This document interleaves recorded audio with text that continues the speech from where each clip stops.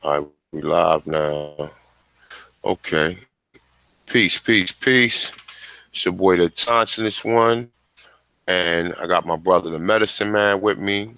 You guys know the Medicine Man from his YouTube channel, from the videos that he put up, the wonderful videos the brother put up. He does great work in the Aborigine community. He also has a channel called the what is it called again? Your website on Facebook? Oh, Nucleus Productions, nucleusbeats.com. No, the truth. You said the truth be let the truth be told. Do what now? You said let the truth be told. That's the name of it, right? Well, no, actually, it's the website is nucleusbeats.com. Now on it, Okay. I have like several pages, so you can go like to the video or the music, or whatever you're interested in. And I've actually got one called Truth, and so Mm, you know, pretty much I put a lot of images, because we're visual people. We got to see. Seeing is believing, and okay. me myself just in studying our phenotype. It's like I know we are diverse people, diverse group of people, but we all have distinct phenotypes. That basically are echoes from the past. With all of the relics, artifacts, things that's now that I've been researching and that I try to share. So that we can see, like, hey, wait a minute, that look like my uncle so and so or my aunt such and such. Mm, Let you know that that's us, that we that's have right. always been here, and that, phenotype is just like DNA recycles itself. So it's like it's basically a confirmation to me when I can, see an image dated, some BC, somewhere in Mexico or Tenochtitlan, whatever they were calling it. And then I see an image of what was a Mayan or an Aztec. And then I'm like, man, I just saw a dude look just like him in Walmart yesterday. And it trips me out because I see it all the time. Now I'm more and more readily recognizing it. I can stop brothers on the street and say, man, I can show from 2,000 years ago, dreads and all, painted. Like, for real, bro. Then I tell them, yeah, look up the building up to temples in Mexico. I said, check that out, research that. That's you. That's our people. This is where we come from. So in doing that, what we doing is just waking ourselves up. We waking us up, pretty much, like you say, you expound on it all the time. The evidence is here, it's there, it's irrefutable, it's undeniable. It's just we as a people, strength is in numbers. We as a people got to say, hey, this is us, this is ours. That history right there that you done tainted, this is the real version. We know who we are now. Our ancestors have spoken, we hear them. So once enough of us start waking up to the truth of who we are, and basically start accepting the responsibility that our ancestors passed upon us, and that's to prepare ourselves in the next generations. So in doing that, that's what I try to do when I do the videos. I try to show past events. I show past images. I show our ancestors from different periods of time in the Americas. And as they have been displaced abroad.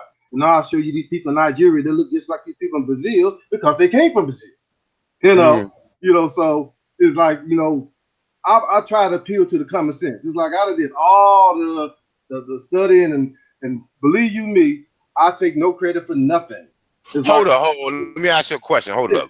yeah, You said the people in Nigeria look like the people in Brazil, yeah. Yeah, but you said they if you look at the Igbos in Brazil, in Nigeria, take for example, the Igbo tribe in Nigeria.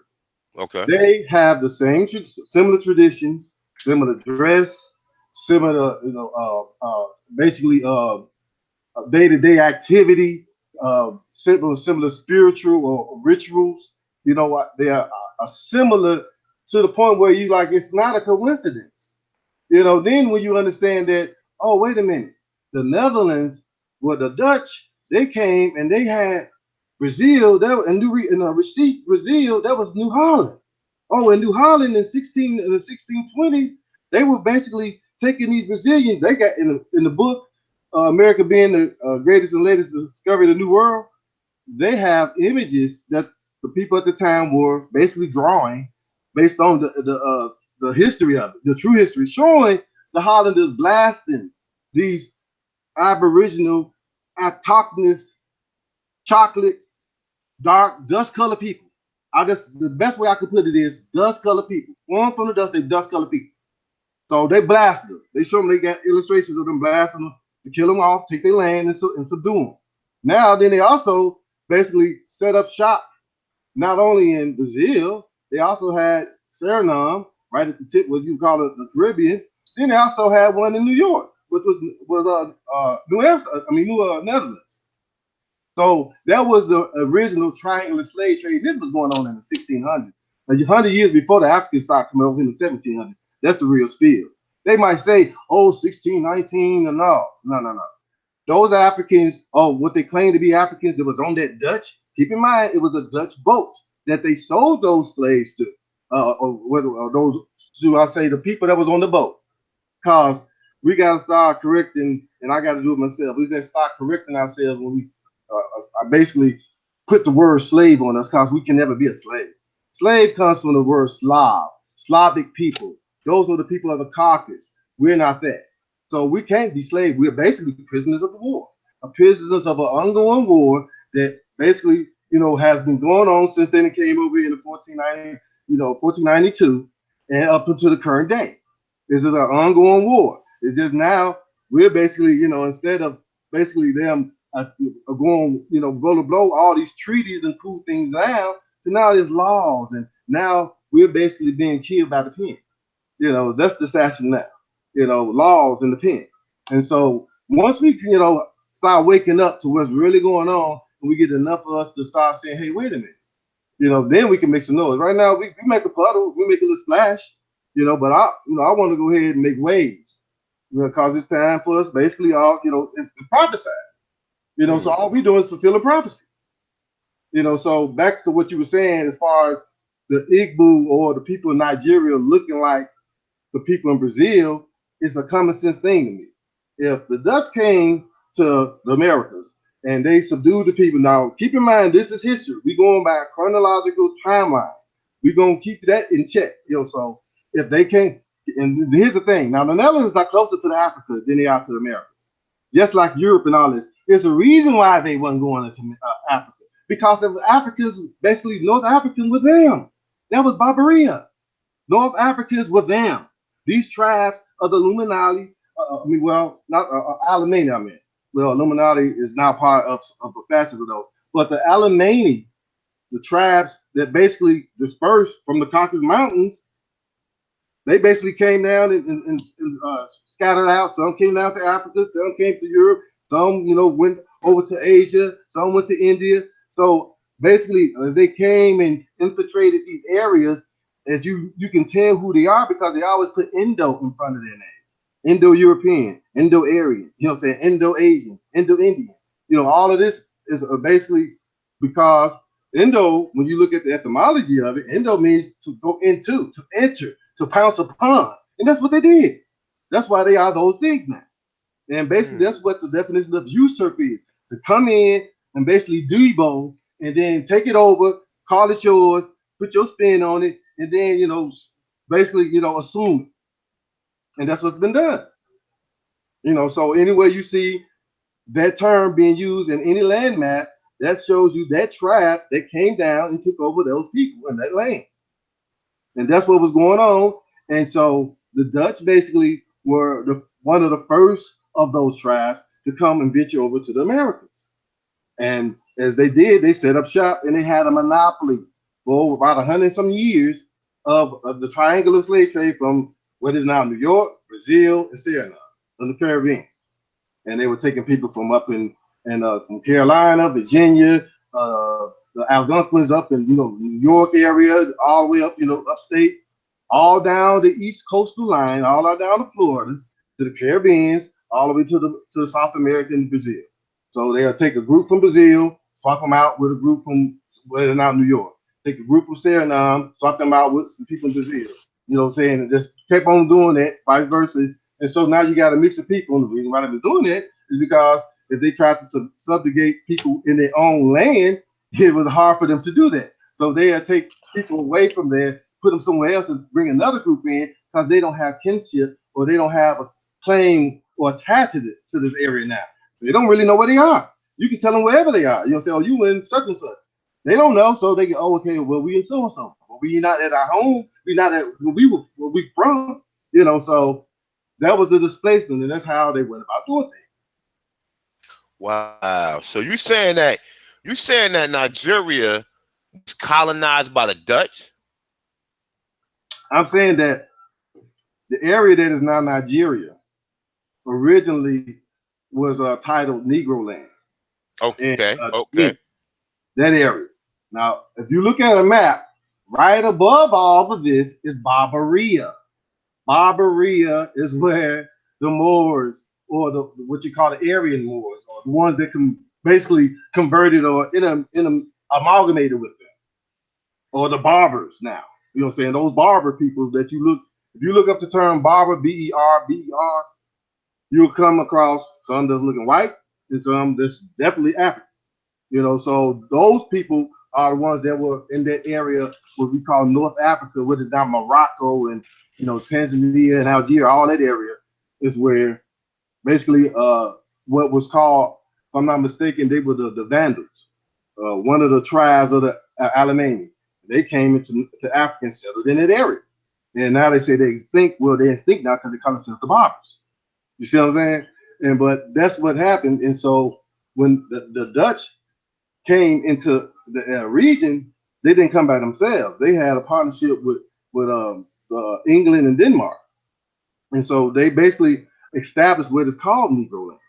And so common sense gonna tell you, if you already had a settlement in Brazil, you got spots in Suriname, you got spots in New York, you're in New Netherlands now, and you got all this going on a century before you went over here to Africa and say 1729-ish, 1730 something, you and three of your cousins, y'all got together and y'all want to go ahead and start settlements right here in a thinly explored region of West Africa, right up underneath where the Barbaria region is. And so my common sense tells me that if I had people over here in Brazil and I'm over here subjugated them since the 1620s, and I got maybe two, three, maybe four generations. So that means I got the grandmamas, you know what I'm saying, they kids, and they kids, you know what I'm saying? So now you have generations of what you would call prisoners of war that was basically usurped, and on their own homeland, some subjugated, and now, hey, we want to go ahead and start another colony in another continent that we ain't really explored much, but we're gonna go ahead and settle. Who you think carried the supplies? Who you think built the settlement? Who you think did the farming? Who you think brought the crops from America? If 640 crops out of the 640 crops of Africa, 600 of them came from America, where do you think it came from? How you think it got there? So if you take a people from their land, that you done subjugated for over a century, so you got about 2, 3, maybe 4 generations of these people, and you're gonna take them and basically, you're gonna leave these settlements because now you're allowing, the new facet, the French and the British and all them want to come in and they want to take over, and so now you're gonna go ahead. All right, well, I'm gonna let y'all have it because we got something else going on over here. So do you mean tell me after you got all this going on, all this property that you own, all these people that you done subjugated, that you just gonna leave that, go ahead and set up shop, brand new, spanking new, not bring nothing, just go ahead and start from scratch? No, you're not gonna do that. A businessman ain't gonna do that. He's gonna take his assets. He's gonna take all his expenditures with him. So he's gonna basically all of those what we call those prisoners of war that they had a century before Negro land was established. Common sense tells me they were brought there. They brought some of their crops. That's how some of those 600 of the 640 crops in Africa that's from America got there. That's why the people in Nigeria that call themselves Igbos, or what the other ethnicities that's there, because it's a diverse country. So a lot of those ethnicities look just like us over here, look just like over there in Brazil. And so it's like you can see the commonality in the phenotype, and it's like, well, damn, he look like my cousin. and he's over here in Nigeria, and you over here in Brazil. And then you're looking at how they dress, and you look at how the Brazilian dress. Now you're like, okay, which came first, the chicken or the egg? Oh, well, now it makes sense now if you know that the Dutch had already set up shop here in America before they set up shop in Africa, what now became Nigeria. Keep in mind, Nigeria, that area too, was a colony in the 1900s. Before Europe, basically, they start getting or awarding independence. Majority of the what you call so-called countries in Africa today were once colonies when Europe split it up and divided amongst themselves. So you have the British, saying all of these different, the French, I can't think of all of them, but I think it was like 7 different countries in Europe, and they basically, split up like a pie and all claimed their territories. And all these territories became colonies, and these colonies, when they gained their independence, became countries. And this is as recent as the 1960s. As recent as the decade I was born in. That's just that, what I'm saying? So if you look at real history and keep it in the timeline, then you're like, okay, now it makes sense, common sense. You ain't got to rack your brain, this makes sense. So like the facts are there. And that's what I try to do, because when you get too technical with us, you lose us. You know what I'm saying? It's like, oh, you're talking over their head. So I try to talk basically, to where I can relate, where you can understand. Oh yeah, but damn, I didn't know it was that recent. Like, yeah, if you really look at it, it ain't that long ago. I'm like, I've been here on this earth, well, a little bit over half a century. So that lets you know then that around that time, right around time before I was born, or a few years before, they still were colonies in Africa. So we gotta keep that in mind as well. So but when you look at, I tell people, look, go look at research Brazil, research the people in Brazil. Look at them. Look how they dress. Look how they, how their rituals. Look how they dance. Look at how they pray. Look at that spirituality. Then go look at the people over there in Nigeria. Now tell me these people ain't never had no connection. You know what I'm saying? They divided by a river, about a great, the most violent waters on earth is what it's called, the Atlantic. So they divided by that. So you can't tell me that at some point in time these people have some kind of connection, because two separate groups of people on two different continents with so much similarities, I mean, two and two is four to me all day long. So basically that's what I try to do, is basically apply to the common sense, so people can like, well, yeah, I see what you're saying. And then they might want to go ahead and look into it a little bit more. Hmm. Yes, sir. That's interesting as hell right there, man. Man. Y'all, and And for the the people people listening, listening. man, y'all hear it here, man. Definitely hear that here, man. Damn, that's Right. some That's fire, bro. It's deep. Peace, everybody. Peace, medicine man. Peace, peace. Peace, brother. AP. That was fire, brother. Oh man, I tell people I'm just a messenger. All I'm doing is basically pretty much what our ancestors asked us to do, and that's basically tell the truth. Wake us up, and it's like if I don't, saying if you don't, if we don't, then who will? Hmm. Damn, that's interesting. But let's talk about the Mongoloid. What do you know about the Mongoloid story? Oh, what we want to, I mean, how deep we want to go? I mean, let's I go. would Let's like go. I would like for you to go in on maybe how the mongoloid, the Asiatic phenotype, and then maybe expand on the book that you turned me on to, uh, which was, is he still in here? He gone. I'm here. Oh, okay. Uh, Missing link between Ethiopia and African Yeah. history. hmm Okay. So you want to know how the Mongols relate to it, or Yeah, just tie it all in together and just drop some big bombs on them. How you linked everything together.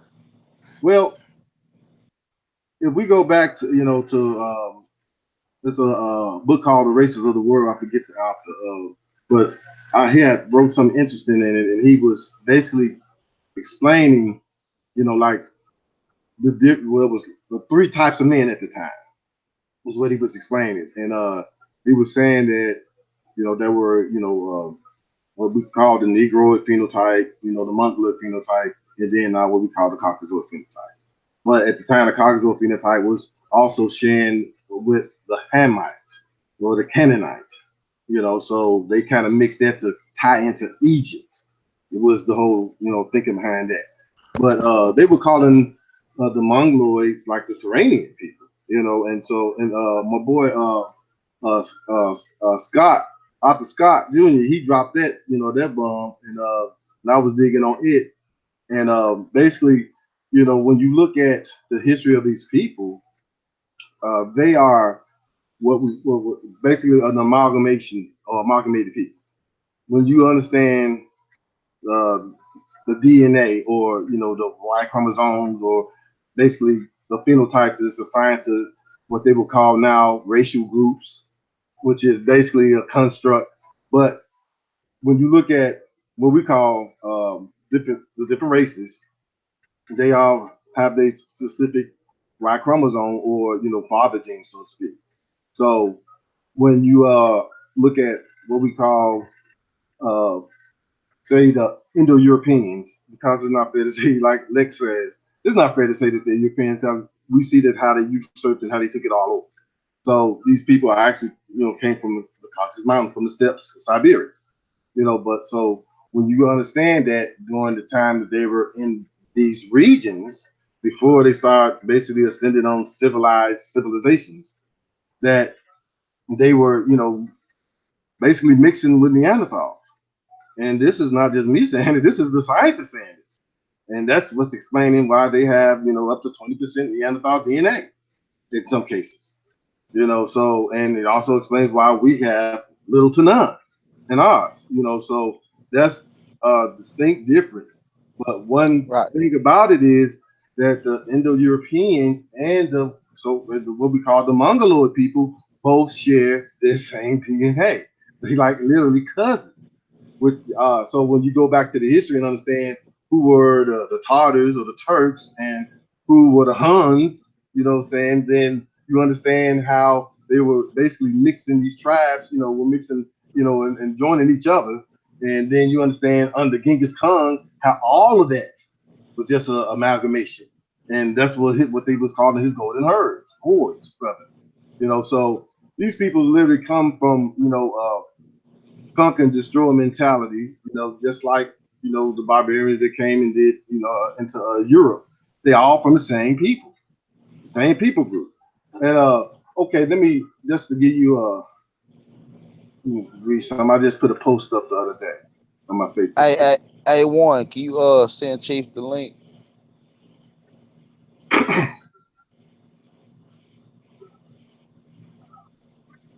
Are y'all with me? Yeah, I'm with you. Yeah, go ahead. Give me Okay. the interview. Go ahead. I already sent it to you.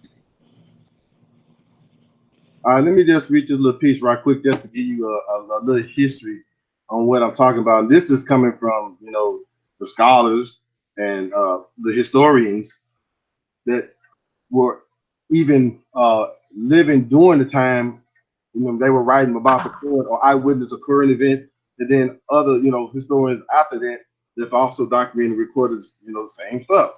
So I was actually doing a piece saying that many so-called Africans ain't originally African. And the reason my thing is because as I'm researching DNA, I'm seeing that even scientists are saying that the oceanic, people and the people in America are the DNA that we share, or the Australoid DNA, or the Australians, so to speak, what they call that, Australian Aborigines. Their DNA is archaic, meaning it predates African tribes in Africa. So what that tells you, so on that premise, I wrote a piece and I said, according to Herodotus, true history tells and shows us that around 500 BC, hordes of barbaric savages invaded Europe and ultimately usurped the original monarchs and nobility. In the 7th century BC, the Scythians crossed the Caucasus and frequently raided the Sumerians and other civilizations in what is now known today as the Middle East. Then around 1202 AD, the people known as Tartars came out of the mountains of Gog and Magog, aka the Caucasus Mountains, which are called in Latin the Belgian, according to the romances of Alexander the Great, and also the Quran. These people, as well as 12 other tribes, including the Ashkenazi, aka today's converted Jews, were shut up behind a great steel wall between the mountains by Alexander the Great in the 3rd century because of their wickedness. When these people emerged from the steppes of the Caucasus, they invaded and spread throughout Siberia, Europe, Asia, and known regions of Africa, conquering and subduing everything and anyone in their path to this day. What is not discussed and readily admitted are the autochthonous and original people of the regions and civilizations that have been conquered, colonized, and controlled by the descendants of these people, i.e., the Scythians, Tartars, Huns, or the tribes of the Alemanni, the Burgundians, Lombards, Franks, Anglo-Saxons, Suevi, Visigoths, Ostrogoths, Herculi, and the Vandals. Interesting to note, it was the Visigoths, the Spanish, the Suevi, the Portuguese, the Franks, the French, and the Anglo-Saxons, the English, that invaded and colonized the Americas. With that being said, it doesn't take much to follow the breadcrumbs to these original people that have left behind these regions and civilizations that are now usurped. Then I say, take for example, I have a picture of a girl from Africa who had a similar phenotype to a girl in Cambodia. They both had the same ear piercings with the wooden plugs in the ears, and I put the images of them on there just to show that these tribes come from basically these regions. They were flushed out. According to the history, when Genghis Khan and the hordes were coming through Siberia and they were working their way through Asia, trying, on their way en route to conquer China. Basically, they were, every town, every province they went to, they conquered it, and people started joining them. People actually, they rather join them or die. That's pretty much converted that. So he got more and more truth as he got closer and closer to China. That's why China built the wall. Those people in China are the people that you see that are what they call the original Chinese. You ever see that picture? I put it up a few times. The original people of China. They got four real beautifully, richly melanated sisters. That was what the Chinese looked like. That's who built that wall.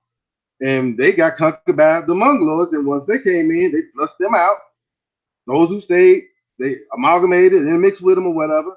But the majority of them got flushed, to the southern parts of Asia, into Cambodia, Indonesia, Thailand, Vietnam, down into the islands, into the Melanesia, all into the Pacific Oceanic Islands. So that's why you see a lot of people that look similar to us in those regions in the what you call the Pacific Islands, because they were the people of Asia that got basically usurped and flushed out.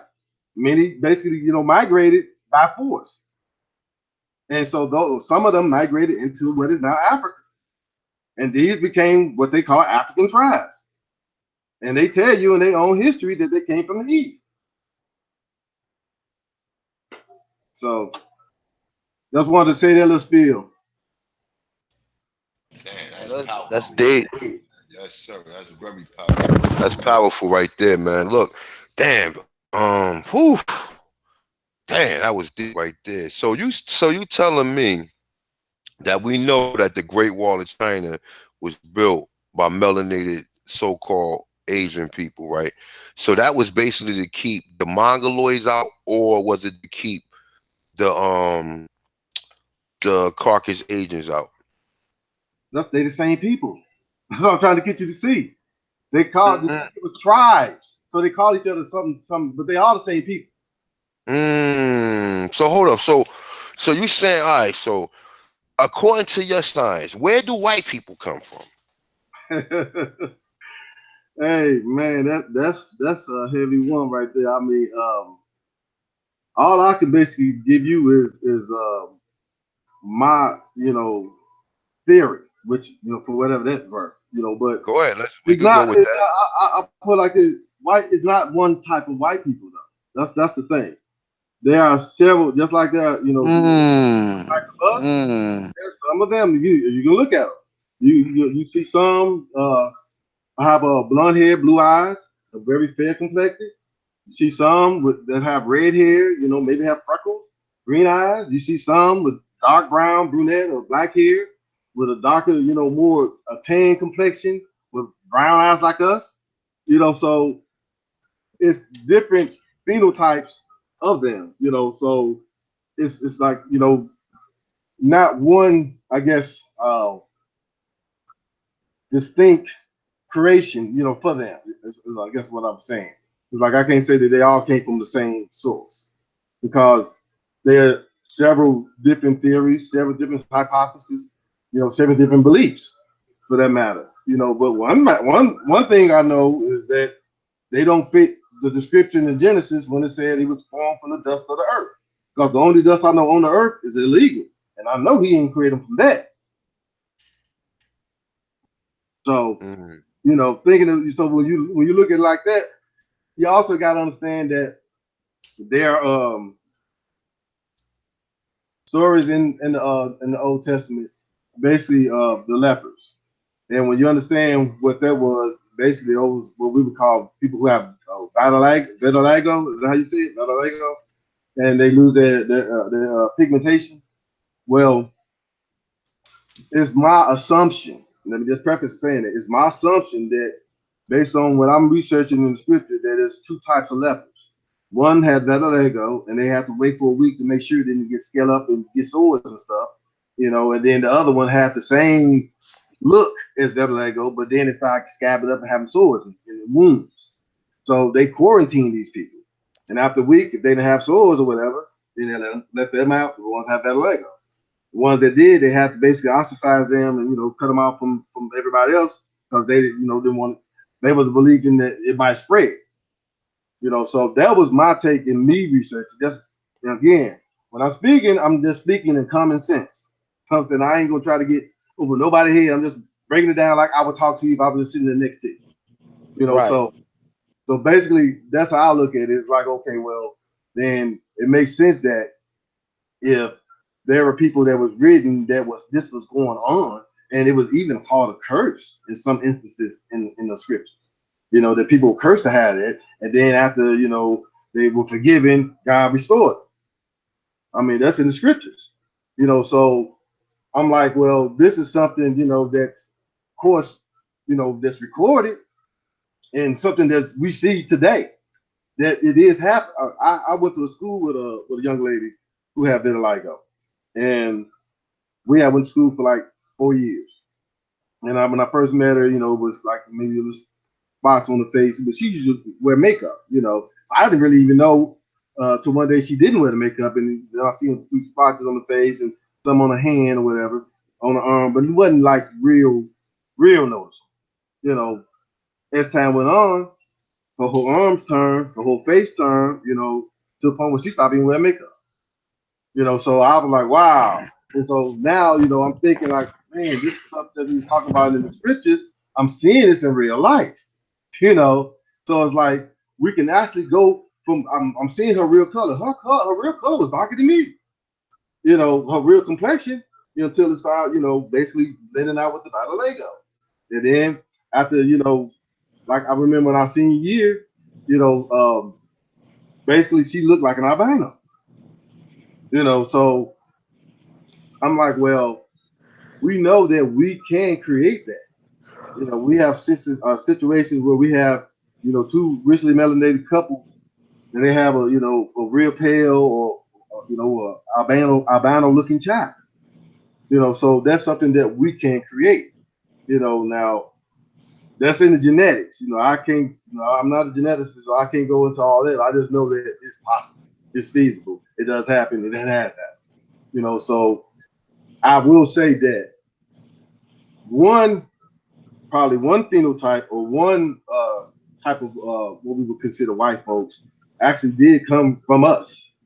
That's basically in the scripture, what I'm saying, or what they would call albinos. There were basically, because there's some writings that said that these people were ostracized from from the the continent, and they were pushed out, and so they had to go and settle amongst themselves, and they procreated and then became some races from that.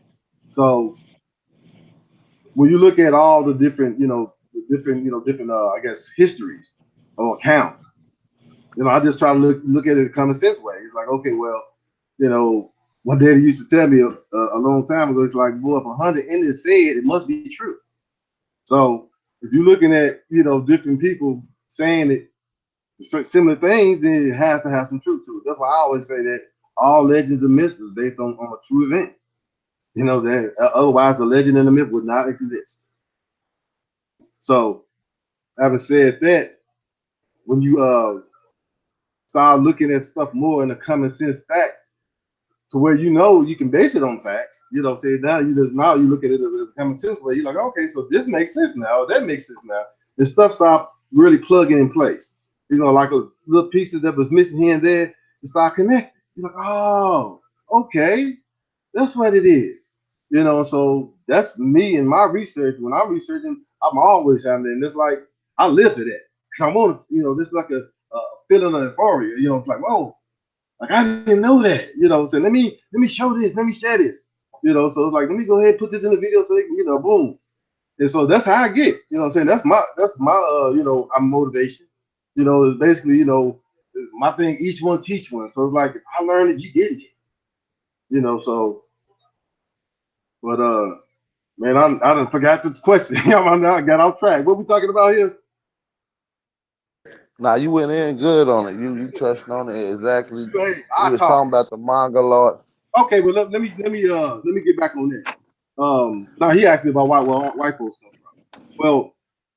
Well, here's another theory. You know what I'm saying? When you look at the Woodaroos, what they call the wild men that lived in Africa. Oh, my bad, my bad. I apologize. The Yeah, question was where do white people come from? My yeah. bad. I apologize. But I'm just saying is like I was saying, there's different, theories or different, I guess origin stories, that they tell themselves.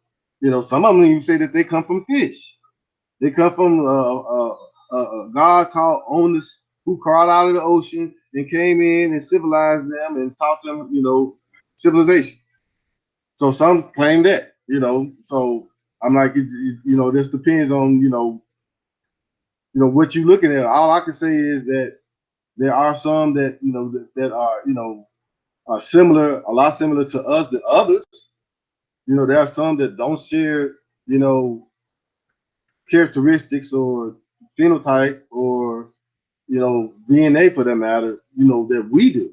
You have some that have, Rh negative blood.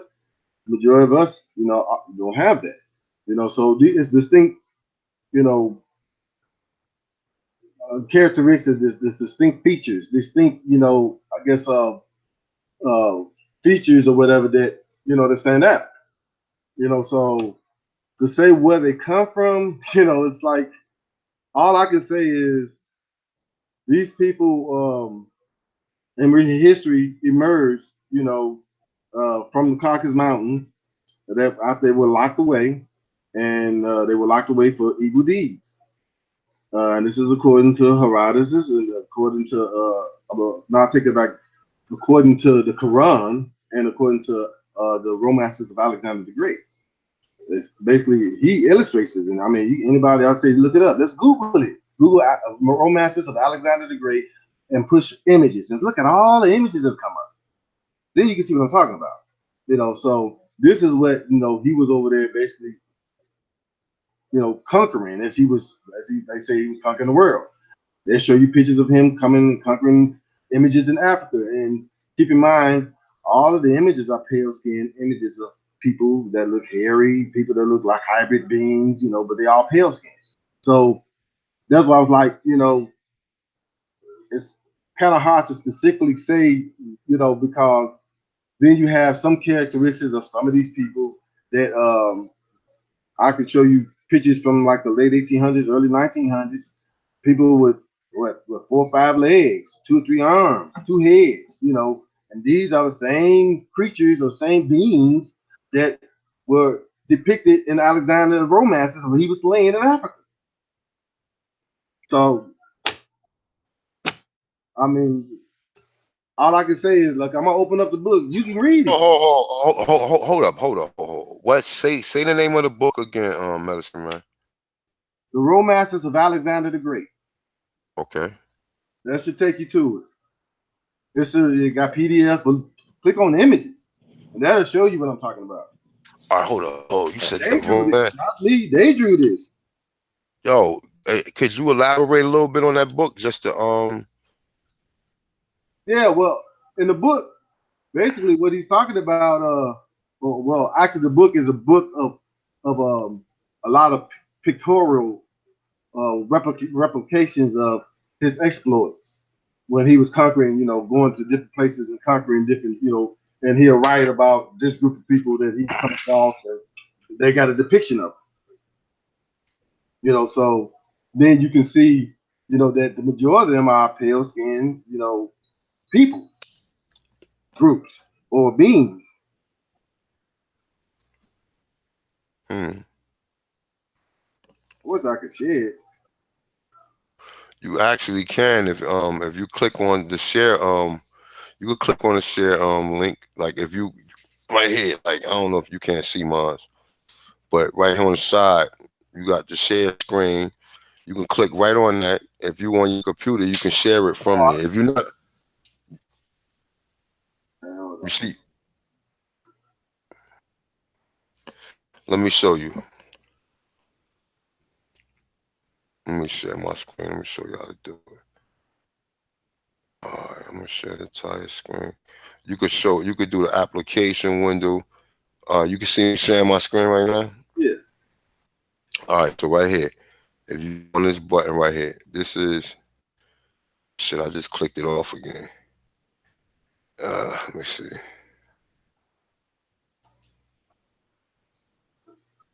Right here to the left, where you got the chat, you got share screen, then you got the cameraman, and you got control room, right? Yeah. So right here, the green little arrow is the share screen. Okay. If you so they have two different ways you can do it.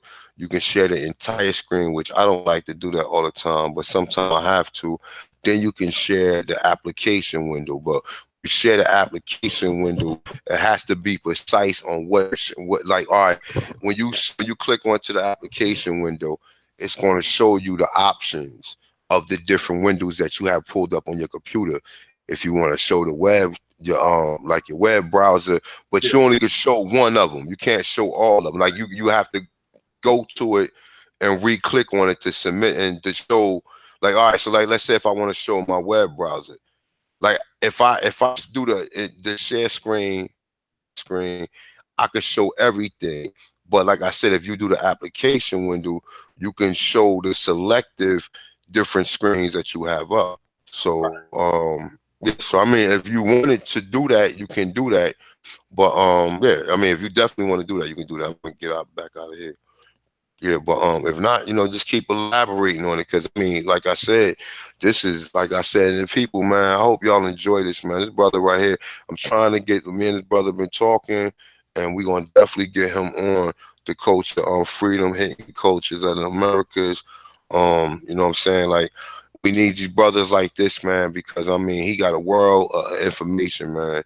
And definitely thank and appreciate the brothers that come through here, man, especially the brother Medicine, man. Like I said, y'all, the donation link is in the is in the subscription. I mean, is in the link as well as the little Aboriginal T-shirts that I'll be making as well. So definitely support the brothers, support us, man, so we can get this documentary out. I'm also going to probably do a Kickstarter to really do it. So whatever donations I got, I would transfer that to that. And thanks for the people who did send the donations yesterday as well as today. I really appreciate you guys. And like I said, man, we want to get this documentary out, man. For the people who did send the donations yesterday as well as today, I really appreciate you guys. And like I said, man, we want to get this documentary out, man. did to the donation yesterday as well as today. I really appreciate you guys. Peace, And peace, we peace. want to get this documentary out. Ooga ooga, Chief. Yo, Ooga, ooga. somebody mute their mic. Somebody mute their mic, please. Yeah, it's medicine. Ooga ooga, Chief. Hey, medicine man. Their mic. Somebody mute their mic, please. Nah, he probably don't even know. Medicine man. Now you showing the YouTube channel too? Huh? Are you? Oh, all right. You probably had the YouTube stream up as well. I was Yeah. trying All right. people still trying to say, I'm like, like that must be me. Oh, all right. No, no, it's all good. It's all good. I thought that was one of the brothers on whatever. But yeah. What you was about to say, Chief Oliver? Oh, nothing, man. I was just greeting everybody, man. Peace to you, brother. Peace to the medicine man. It's, Peace to Aboriginal power. The truth is in the building. Let's get it, man. Yeah, man. I'm Peace and just Chief definitely Oliver. listening to the information, man. Shout out to the medicine man, man. You always dropping nothing but heat rocks around here, so it's definitely a treat to be a fan sometimes. Let's just sit back and check stuff out, man. It's a big ooga to you, bro. yes, sir. Yes, sir. That's what's up, man. But you can keep further and expound some more on that book, man, and then we can go into something else, man. If you have any more to talk about as far as that book is concerned, because that sounds very interesting. I'm interested in hearing it myself. Which book you referring to? The romances of Oh, Alexander the oh, oh, man. Hey, I was trying, like I said, I was trying to get some images of you guys. Well, You sure we want to watch my that? last video, I went You sure in we on. want to read that one? I tell everybody, look, if you want to understand, what I'm basically speaking about, and you want to see the illustrations that to give you, a visual, go to my channel and check out Wake Up Part 6, and you will see what I'm talking about because I go in on it and I show, basically from the Baltic Sea region where they basically in research, the geneticists they have, they were questioning and puzzled us to why are the people in these regions the palest on the earth, and so they started doing research, and the research come to find out that some of these people in this region share the same genes as fish, so that then gives credence to what they used to call myths and legends of half fish, half man, or merman, mermaids. These things that exist. I even got a picture of a mermaid skeleton in the Danish museum. So, that's to show you that this stuff is real. They just don't publicize it or speak about it as much. But a lot of this stuff was going on during the time of Alexander the Great, around what the 300 BC area ages, and he was basically doing history when they talk about how he conquered the world. Well, that's what he was doing, and I own it. I have another piece about another video author that goes in on, basically he says that Alexander the Great was going around conquering the world to rid the earth of the Nephilim. That's what she said in the video. So I'm like, that's another, I guess theory or origin story as well. So to answer your question, is if I say they all didn't come from the same thing. It's like, there's different sources that's saying, basically different specific groups of them, like for instance, if you look at they even in their own racial theology in the ideology, they come up with classifications of themselves. They came up with classification for the blonde-haired, blue-eyed. They call them Xanthochroi, Xanthochroi,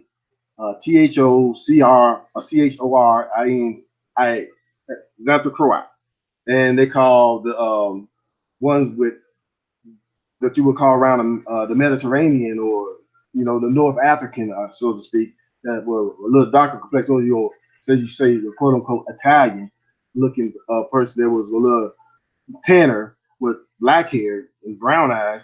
They call them the melanin. So they in themselves drew distinctions between themselves. As to this is them and this is them. So there are different origin stories for like different groups. Like for like the blonde hair, blue eyed ones, they claimed to be from the Hyperboreans, from the Arctic gods, or the people from the far north that Herodotus wrote about, where they said that continuously feathers fall. Feathers is a metaphor for snowflakes. So you gotta, like I said, there's several different, origin stories for them. So, but we do know this by the scientific um, confirmation, I guess you could say, from all their studies and research, they themselves say that the event of pale skin occurred less than 6,000 years ago. So then you understand then that past 6,000 years ago, everyone on Earth was melanated to different degrees. And that those who weren't melanated, what the scriptures refer to as the lepers, or the ones that lost their melanation. So Damn, that's deep, man. So the ones that's ruling, the ones that's in control now, where did they come from? well, the ones that's in control now, and that's a good question. Lex Will, he did a good piece on. I shared it on the last video on part 6. He went in on that, and I tell anybody too, hey, check out Lex Will. He be dropping, he be dropping, and brother, very got a lot of insight. He thinks and he brings stuff from another abstract, So I like, some people might think he's a little brash, but hey, the brother be dropping, the real spirit. But he went in on it, and he actually shared a video about Gog and Magog, and it went in on about how Alexander the Great was traveling, across, the east, basically he was, traveling into the steppes of Siberia and into that region, and he came across some people, and he couldn't understand their language, and so they, I guess, set up camp, and he stayed a while, and eventually he was able to communicate with them to the point to where they were telling them that it was a group of people that had been terrorizing them, taking them, stealing them, kidnapping them, sacrificing them. That these people were basically, committing abominations. And Alexander, they begged and plead with him, could you please, rid us of these people, or build a wall, so they can't get to us, separate us from them. So he said basically he, that he wouldn't attack them.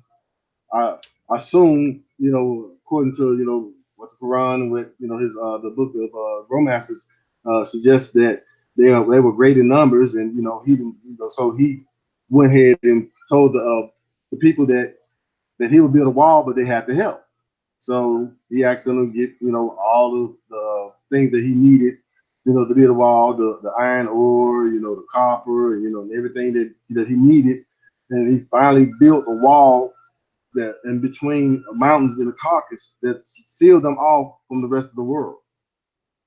Then I have come across other writings that says that when, that they came out, and then they basically, that's kind of like in the same timeline when Herodotus says in the 5th century that the savage barbarians from the steppes were coming and invading into Europe. So that was right around the time where they basically came out of the walls of the Caucasus. So when they came out of there, that's when they basically start spreading and invading into, they come out in hordes. There'd be one troop, then another one come behind it, and another come, and they just come pillaging, So they basically, was effective in how they went about doing things. And to the point where, a lot of the people, the original people that were living in these regions that were, under attack, i.e. Europe and Asia, and then eventually even to India. Because when they came into India, they pushed those people down to the southern parts of India. That's why you see mostly northern India is lighter complected, and then you look at the southern parts, they're more dark. So it gives you a barometer of basically how this came about and who these people are and where they come from. So As it is written, these people were locked in the Caucasus Mountains. And it was around 12 tribes, and one tribe was artificial. So it was 13 in all. One tribe was said that was made that was almost invincible, that only the person who created it could basically dismantle it or, control it. This is what is written. So you got, and then you'll see in the, if you have time to check it out on Part 6 again, Wake Up, you will see in the video footage where the guy, as he's narrating the piece, he's reading out of the Quran. And as he's reading out of the Quran, the video is taking you through the Caucasus Mountains. And it's showing you where these people groups were living, where their settlements were, how all these 13 tribes of people were living in the Caucasus Mountains. And basically gives you a visual how, some of them live in caves, some they'll show openings of a cave or whatever, or openings into the rock or whatever, the side of of the mountain. And so you'll get a visual of, basically when the story is talking about, oh, they come from the caves and all that, the Caucasus Mountains was not a lie. It's not a lie, because when you look at this, you will see for yourself. And they make sure they highlight it so you can see. So now you understand that these people were locked away for a reason. They were locked away for their wickedness. They were basically what was called man-eaters at the time. That's one reason why they were locked away from mankind, because they were destructive to man, because they were man-eaters. This is what is written. It's not me saying it. This is what is written. I'm just repeating.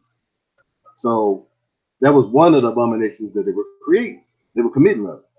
So that was one reason why they were locked and sealed into Caucasus Mountains for so long. And that is why when you look at history, you don't see nothing about them, and all of a sudden, boom, bam, they pop up. Where they come from? That's why. That's why. Because that question right there plagued me for so long. I was like, wait a minute. I can trace them all the way back to around maybe 6,000, 7,000 years ago. But, it's like, when you look at antiquity, they ain't in it. You wonder why. So now it gives you more of an understanding. According to their own scientists. Now, keep in mind, these scientists, they don't look like us. They look more like them. Most of them are them. And they're writing saying that pale skin didn't exist 6,000 years ago. This is what they're saying. White folks weren't here 6,000 years ago is what they're saying. So when you look at that timeline, then that lets you know that all the stuff that they put out, all this historical documents, the 10 Commandments, and all the stuff that they don't whitewash is a lie. They didn't exist.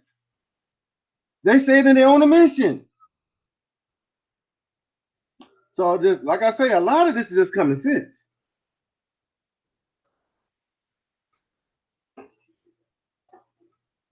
But what we going what do you y'all keep going on? I get off track now. Keep me on track. What we talking about the Mongoloids, right? Yeah, we Okay. good. Now you was talking about the white man, but yeah, man, you touched on it real good, Now man. keep in mind now, the white man and the Mongoloid are cousins. Biologically. Yeah, they're cousins, literally. So basically they have, amalgamated to the point where they both share pretty much the same DNA. That's why they say that, the so-called Native Americans have European ancestry, because they come from the Caucasus Mountains, the Altai Mountains. That's the Caucasus Mountains. That's where they all come from. So those folks that came out, look, this is my theory.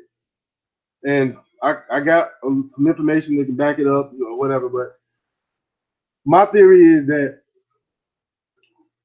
if you believe in the story of a Ham, Shem, Jacob, if you believe in Noah and the Ark and that whole story, which I personally look more as an analogy, because then I can see that same story in different other cultures and different other civilizations that predates a lot of this.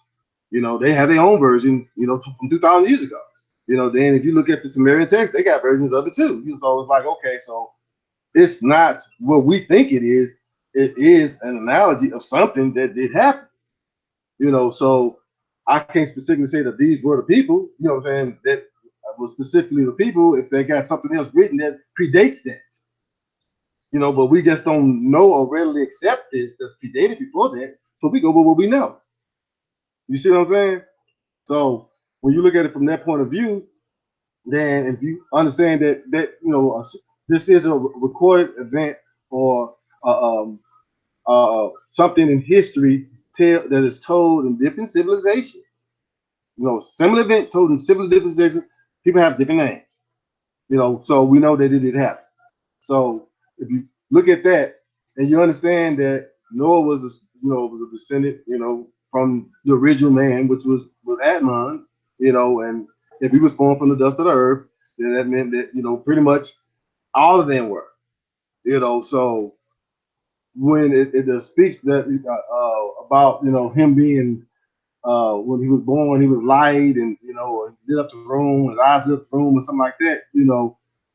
Me, that's more of a metaphor, for maybe the bliss that was bestowed upon him. I mean, I'm not going to speculate about it, but I'm like, if it was what people interpreted as, oh, he was right, well, if that was the case, then it would have been called what it was, because they got a word for it in Hebrew, and they got, these people call lepers in the scriptures, so if that was the case, then that would have been put there, as his description when they were going, basically putting adjectives, to give some kind of, illustration of, that's why I say it's more maybe of a metaphor for the moment or for, circumstance or whatever. But having said that, nonetheless, when you look at these people coming from, this lineage, they're supposed to be from the dust colored people. That's what I keep having to go back to. So he had offspring, so they were basically dust colored as well, keeping their lineage. So some people want to speculate, well, he might have been an albino, and then he, well, it's scripted that said, supposedly said that he was restored his color later in his life. So I don't know if that was something that was written in, or if they actually happened, or what's the medical probability of somebody being an albino and having triplets, and then one of them turned out to be an albino, and the other one turned out to be chocolate like the mama. You know what I'm saying? So there's questions that I ask myself, so it's kind of like, so I try to make more common sense of it. I'm like, okay, well, we just gonna keep it dust color. You know what I'm saying? So they didn't have dust color people. Now that means then, okay, the story of Ham, Jam, and Japheth, they were all dust color people. That's or melanated to different degrees, And so if that be the case, and if you see, then they basically the land got split up. So then, of course, they said that the Ham or Cham had, the lower extremities, which is, below the equator and down. Then you have a Shem or Sim, who had the middle of the earth, and then you had Japheth, who had, the upper regions of the earth. So when you look at it from that point of view, and you see that these people had inheritance or land lots that was basically given to them, and this is where they original or their lineages or their generations generated from, then you understand that, okay, those are people that are historically supposed to have been in these areas. And then you look at what we call the Aleuts or the Eskimos, and then you look at pictures of them when photography was first commercialized, like in the 1830s, 40s, and you look at those go back and look at the oldest ones you can find, you see that the original Eskimos, Aleut, or the people of the Arctic, were chocolate.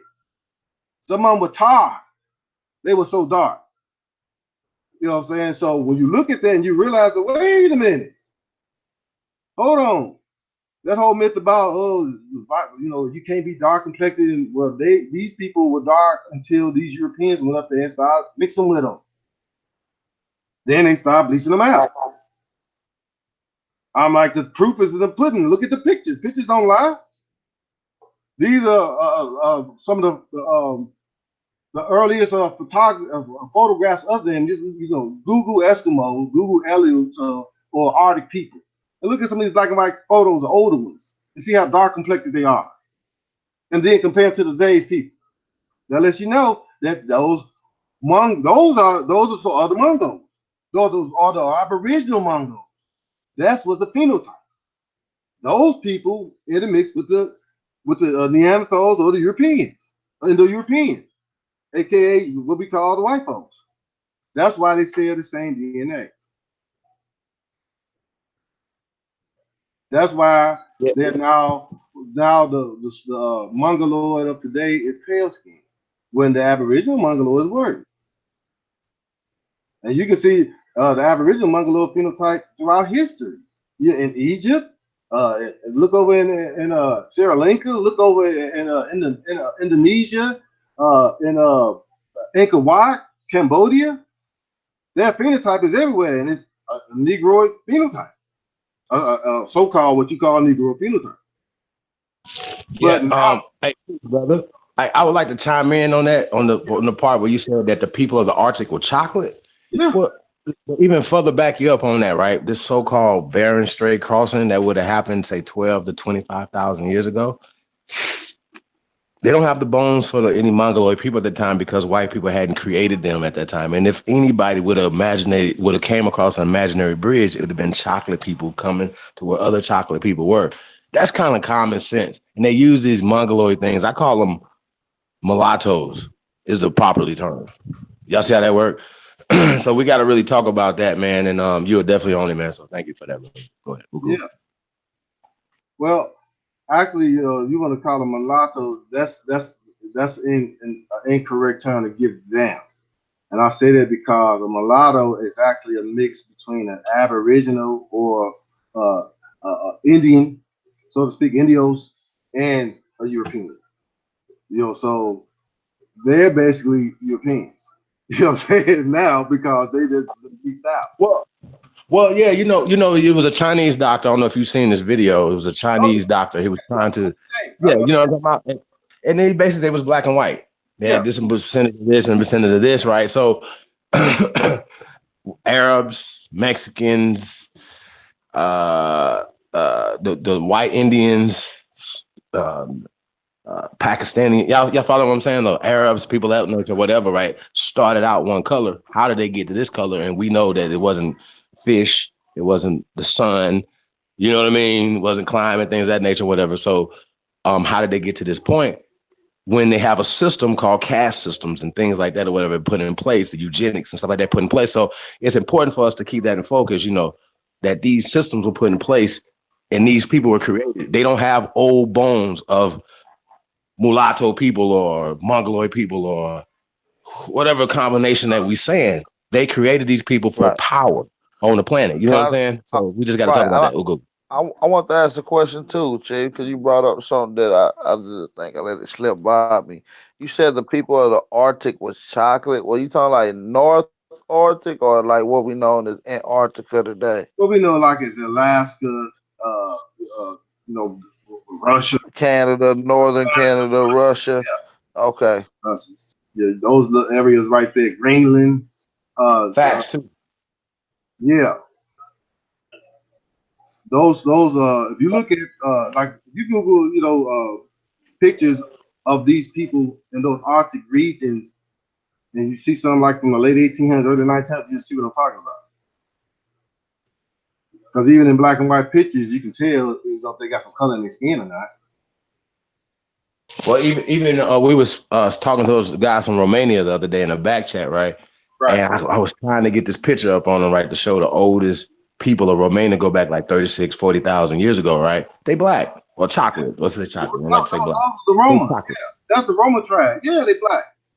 Of course. And then you were talking about the Grimaldi people and people of that nature, whatever. So we know that these people were there prior to them. So they like, this is what these dudes said to us, bro. They actually said, I wish we could have recorded. These dudes actually said that because of the climate, they eventually lighten up to be white people. So they feel like they are from originally of the original Right. people of the land. I almost fainted, Right. bro. I was like, And bro, then it was y'all some another guy goddamn that people. came on that was kind of more, dealing with the more scientific and getting to the studies. And now, mind you, medicine man, we on the call with these people from all over different countries. I Right. think we had a brother from Australia, a brother from South Africa, we had a brother from Romania, Italy, and it was another spot, right? But the long story short, one of the brothers from the UK said, I've been doing my research and I don't even think we even belong on this planet. Yay. And he was like, cause the sun, yay, the sun it kills us, eh? And if we was from this planet, we'd be able to exist like anything else on this planet when the sun comes, cause it's part of the natural currents too, eh? So, it made a lot of sense. Hmm. They ain't from this planet. Hey, Damn. Not from this plane of hey, existence. Maybe another plane. the Oh, guy. okay. Well, I don't believe in space and stuff like that either, though. But what about subterranean? Can we deal with that? Well, that's why I said plane, because plane is Yeah, I know. is I know what you it, didn't too. I know you. It's funny that you say that because in the Romances of Alexander the Great, he's depicting them crawling out of holes in the ground. Yeah, I bet his gay ass was coming out of holes in ground. so similar to the aquatic ape theory, right? Because I heard you say something about the merman and other fish-like animals that tie them genetically to them, like the zebra fish, right, Right. which grows blind fins and blue eyes, right? Hmm. Uh, would that be possible that the aquatic ape theory could be, logical? Evolution from eight. Is that what you're saying? Yeah, pretty much. It's the aquatic ape theory is where these you know how they give you the evolution of monkey man. You see what I'm saying? The Right. same thing, but towards a different direction. They evolved towards adaptation towards the water and be what we known as the mermaid today. Well, I ain't gonna try to get too deep, and lose nobody, but this is basically how I guess I throw this out so you can kind of think and decide for yourself. But again, like I said earlier, all myths and legends based on some truth. So if you believe the Book of Enoch, and you believe that 200 fallen angels came to Earth, and all 200 basically made a pact on Mount Harmon that they all would do the same thing as each one of them did, and so if one did it, they all did it, and so that one, because the leader of them felt that he was going to basically take the fall for all of it, and so all of them they basically vowed, they made a curse, a pact on Mount Harmon, and basically all of them did whatever each one did, the other did. So it's basically written what they came in, and the whole point was for them to come down and live with the daughters of man. And they came in and they had giants and was giants in those days, and even after those days, according to the scriptures. So now these giants were so great in the earth to where their appetites were so great that they couldn't get sustained. The men could not, basically keep them fed, to the point where they ran out of food. They started turning on the people and eating the people. And then they started defiling the animals. They defiled, basically the cattle and the reptiles and the birds and the fish. So now you got hybrids of all this going on. So all the stuff you see in history and quote unquote mythology, all that stuff is real. That stuff happened if you believe the Book of Enoch. If you believe that these angels came down and did what they said they did, that's what's recorded in ancient history that predates the Bible. So if you believe this, then you understand that this stuff existed and that some of this is the reason why some of these genes now are showing up in certain people groups. I'll just put it that way. Okay. Interesting. Interesting. Yeah. Right, man. I think the people like to hear this type of information and talk, man. So yeah, just keep going in, bro. Medicine man. Shout out to Medicine man for coming through and dropping flame with the show. So Oh get man, them it's a lights up pleasure. in the building. It's a pleasure. I'm like, like I said, each one teach one. But I mean, like I said, man, a lot of this, I'm gonna get to the point where a lot of this is just common sense to me now. It's like, wow, it's like I've been did so much research and so much study for so long. So now it's like a lot of the things out of research and study I see, and it's like, wow, it's like, man, it's just common sense. It's like we just been bamboozled, run amok and I led. got a I got a question, right? Yeah. Did the fallen angels fall in Africa or did they land in Europe? Well, Mount Harmon is said to be in Turkey. So I mean, if you want to get a geographical location, it would according to the story, they landed on Mount Harmon, and Mount Harmon I believe is in Turkey. So that would be near the Caucasus region if you want to be technical about it, or toward the it would be in the same region, more closer to that than Africa. But And when you refer to the fallen angels in the book of Enoch, is that giving reference to the Mesopotamia stories of the Anunnaki? um, Book of Enoch don't. I mean, it doesn't really go into that's more of the Sumerian text you're speaking of in the cuneiform and the tablets and whatnot. Uh, they have, I mean, stories that may overlap or whatnot, or people try to maybe connect, to say, oh, this is, part, or this is, whatever. But you gotta understand that a lot of stuff, that's written, I said to be from different time periods.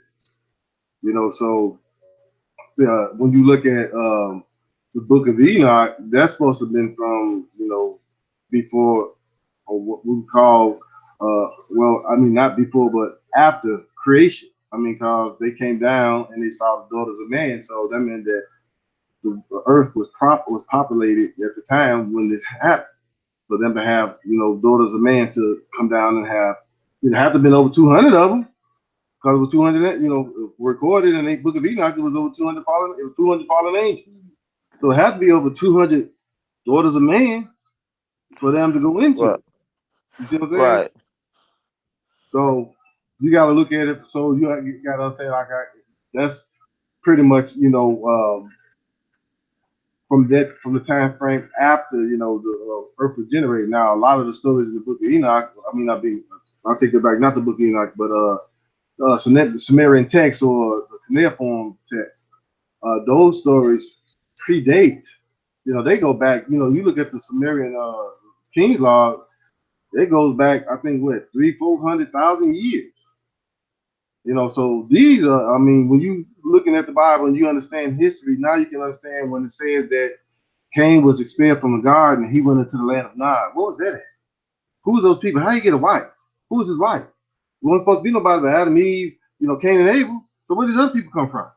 Oh, now you got to They understand. claim, well, the story, I would play devil advocate. A Hebrew or Bible scholars will tell you that Adam and Eve had multiple kids, and they kids had multiple kids, and he wasn't kicked out soon as it happened. It was over a span of time, is what they would say.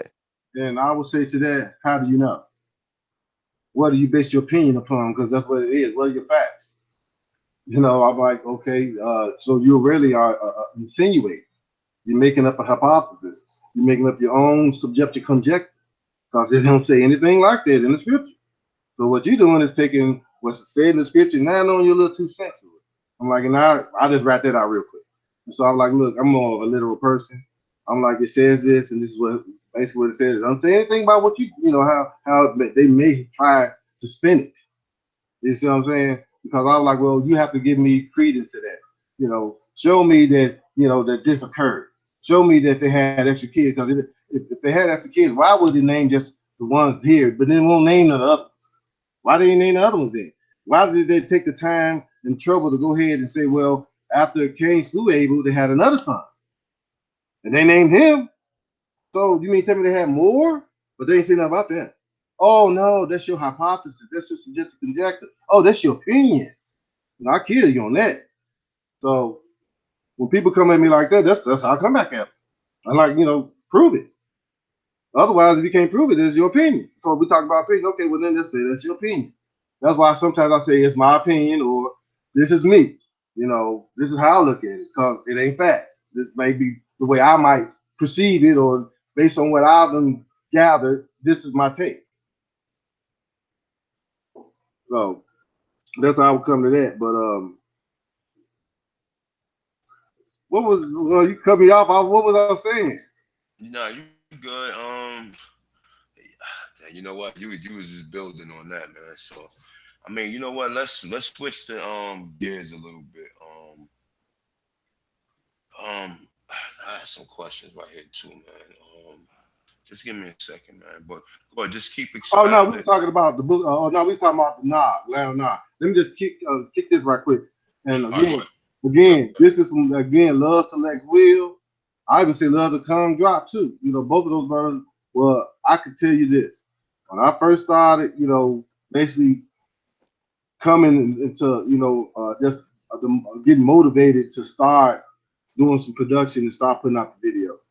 It all started, from me just doing my own research, and I just was posting on my Facebook pages. And then I started a group, started posting in my Facebook group, and then started getting response, and people want to join, and then we have a lot of Aboriginal or populist people, people trying to find out, coming into the light, waking up, want to know, thirsty, hungry like me, So we all just researching and validating each other. I said because ain't nobody else gonna do it, we gonna do each other. You check it out, I check it out. I'm gonna check you out, you check me out. We gonna confirm each other, you know what I'm saying? And that's what we're gonna roll with. I don't care what they say. That's how we roll, So I was basically doing a little series about uh, some history that I was coming across back when, like the spiel I was telling you about, when the Dutch came over in New York, and come find out the first slave auction actually was in New York or New Netherlands. You know what I'm saying? And when I come across the information, and then I start sharing, and then I start getting some of the people in the group like, man, I can't wait for a video like this come out, man. You should do a video on this. So then that's when I started doing the video. So from that, it just start having me, just research. It's like, 'cause I want to make sure that I got, valid, factual information, that I can validate. That. So somebody come in, and I'm like, boom, boom, boom, debunk this, debunk that, because I'm not, I don't have time to argue. It's not about arguing. I'm like, this is not even up for debate. I'm not putting this up to hear what you got, what you trying to. If you can come with facts, and then we can have a constructive debate. Unless when you come with your opinion, I ain't trying to hear it. And you can see through some of the comments, I go at them on my channel. So I don't run. I come right at you. You got something to say, boom. You know what I'm saying? Especially if it's something that that's something sensible. And you get some people that's going to be little knuckleheads, or whatever. But if somebody has a valid comment, I would go ahead and I would respond, and I'll give them information. Some of them don't like it, then we might go back and forth, and I'm giving them more information. Boom, boom, boom. And I'm like, listen, when you gonna stop giving me an opinion? I'm giving you all these facts. How come you're not researching anything I'm giving you? So finally they get tired of it and they just leave it alone. But my thing is, I want to make sure that I'm basing stuff on valid facts and information. That when people hear it, and they go look at it and say, oh, that's what he's talking about. And then that might make you want to look more into it, because sometimes I just scrape the surface because I'm just, I'm still falling through this rabbit hole, you know what I'm saying? And sometimes I might scrape something and I'm still going, but somebody might want to stop at this, and maybe go ahead and expound on it and look more into it and come back with something that I didn't, get from it. You know what I'm saying? That's why I say each one teach one. I might go ahead and create a spark. A lot of people create sparks for me. A lot of things that I put out, people, there's so many that I would like to thank, you know what I'm saying? It's like people that send me stuff, boom, boom, boom, boom. And I'm like, oh, this would be good for a video, or I'm going to put this in a video, thanks for the spark. So a lot of the stuff is stuff that people share with me that they feel that needs to be put out.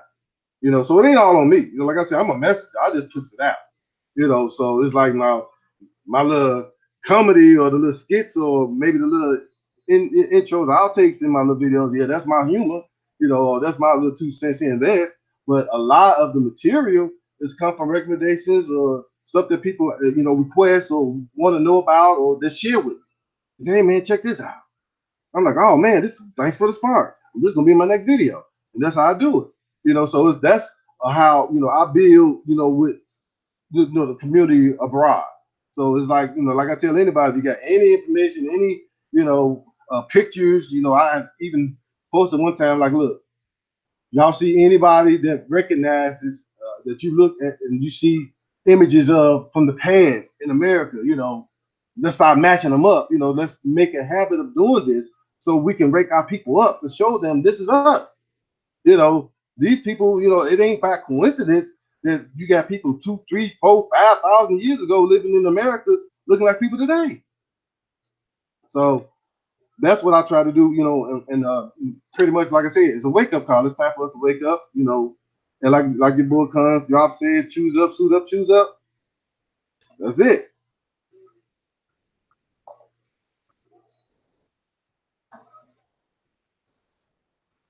Yeah, that's what's up, man. Yes, sir. Hey, Hey, Medicine. Yeah. you have any any projects coming up? Any any books? books? Any Any new series? Somebody got a Anything? whole go in the background. I don't know who that is. I'll say that again. Somebody had an Mute your echo in the mic, background. medicine man. I Oh got no, you. it's good. It's good. Now Nah, go ahead.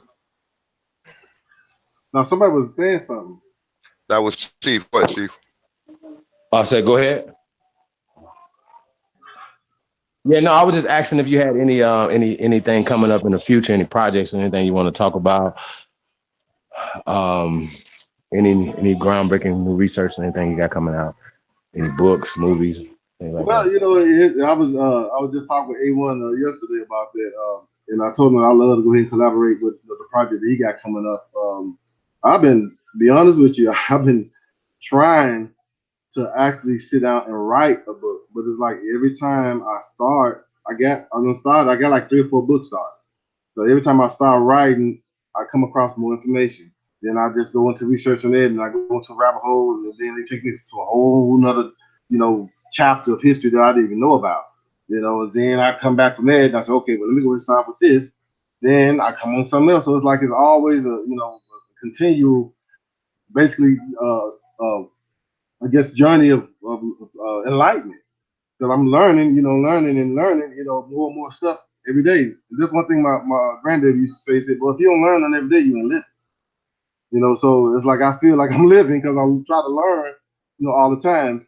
But I do want to go ahead and get to a point to where I can just sit down and focus because again, writing a book or whatnot, it takes some focus. It takes some time to where you can concentrate and just lock out things. And so right now with the video series going, and then I got my post in my group on Facebook, tell the truth. It's like I just will have to I guess find a time frame and go ahead and just really focus on writing, because I would love to go ahead and put out some of the stuff that people have been basically urging me to for a while now, because a lot of the posts that I've been posting on Facebook for years, so this ain't nothing new. This is just basically a evolution for me first starting as a journalist, basically first as a teacher, that basically just became a self-proclaimed journalist, and basically on his own research, on his own time, basically unlearning and undoing a lot of the Eurocentric ideology and philosophy that he was basically fed, to see, to get to a point to where I was able to start seeing, what really was going on, to now where I can go ahead and start sharing what I've learned with others, so that I become a beacon of light to open, maybe become a, that, source to maybe help waking somebody else up, or at least stir their curiosity to the point where they want to look into it. Stop them missing everything. Like I tell people, a wise one looks into all things. That's how you know it ain't worth nothing. If you don't look into it, you just can't pass it off. You got to look into it so like I looked into it, it ain't worth nothing.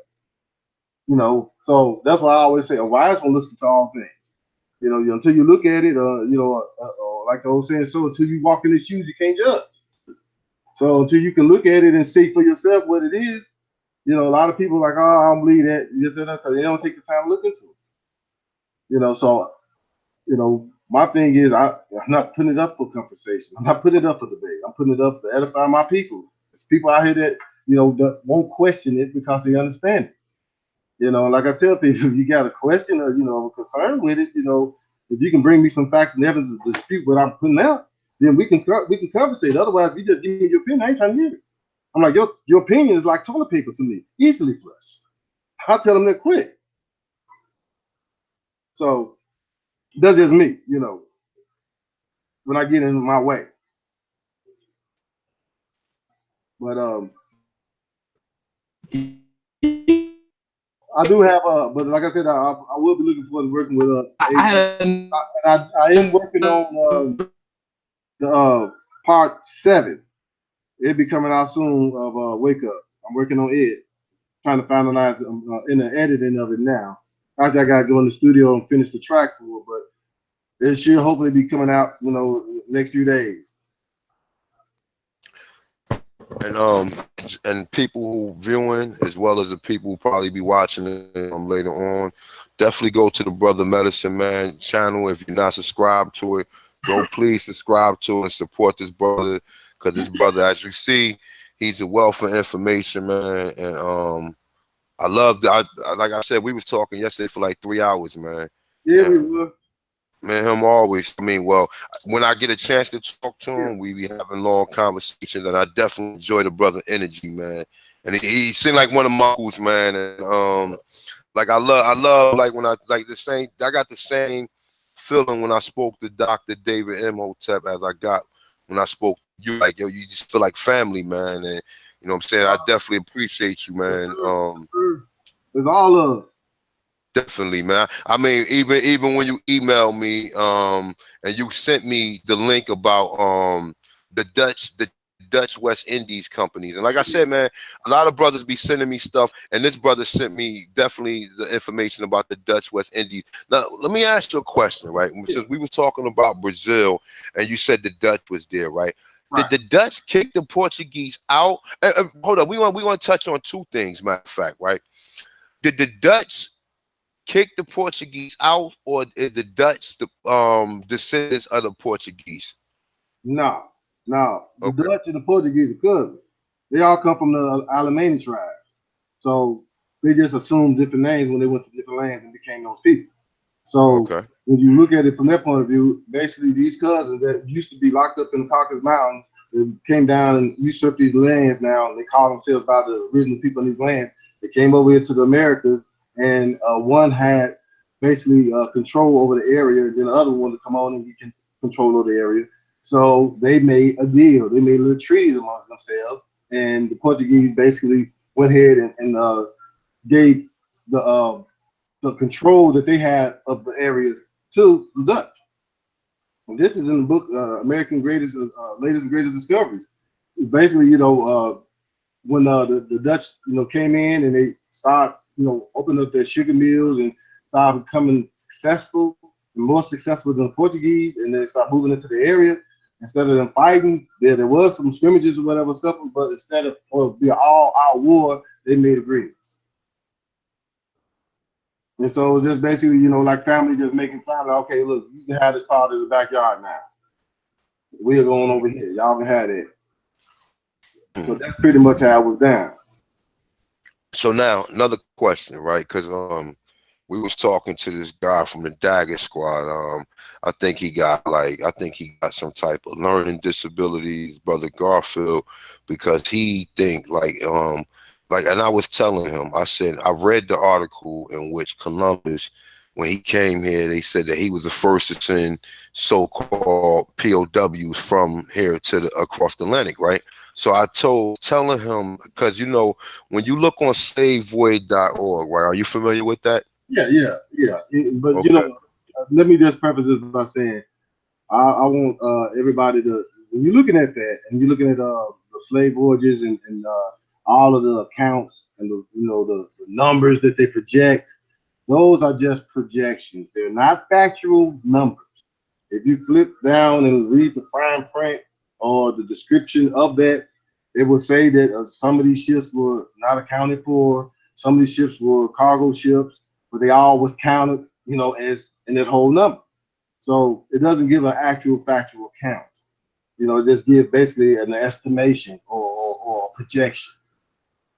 So we can't look at that as being no, oh, that's fact. No, because once upon a time I was looking at it and I was like, how 12 million Africans come to Brazil?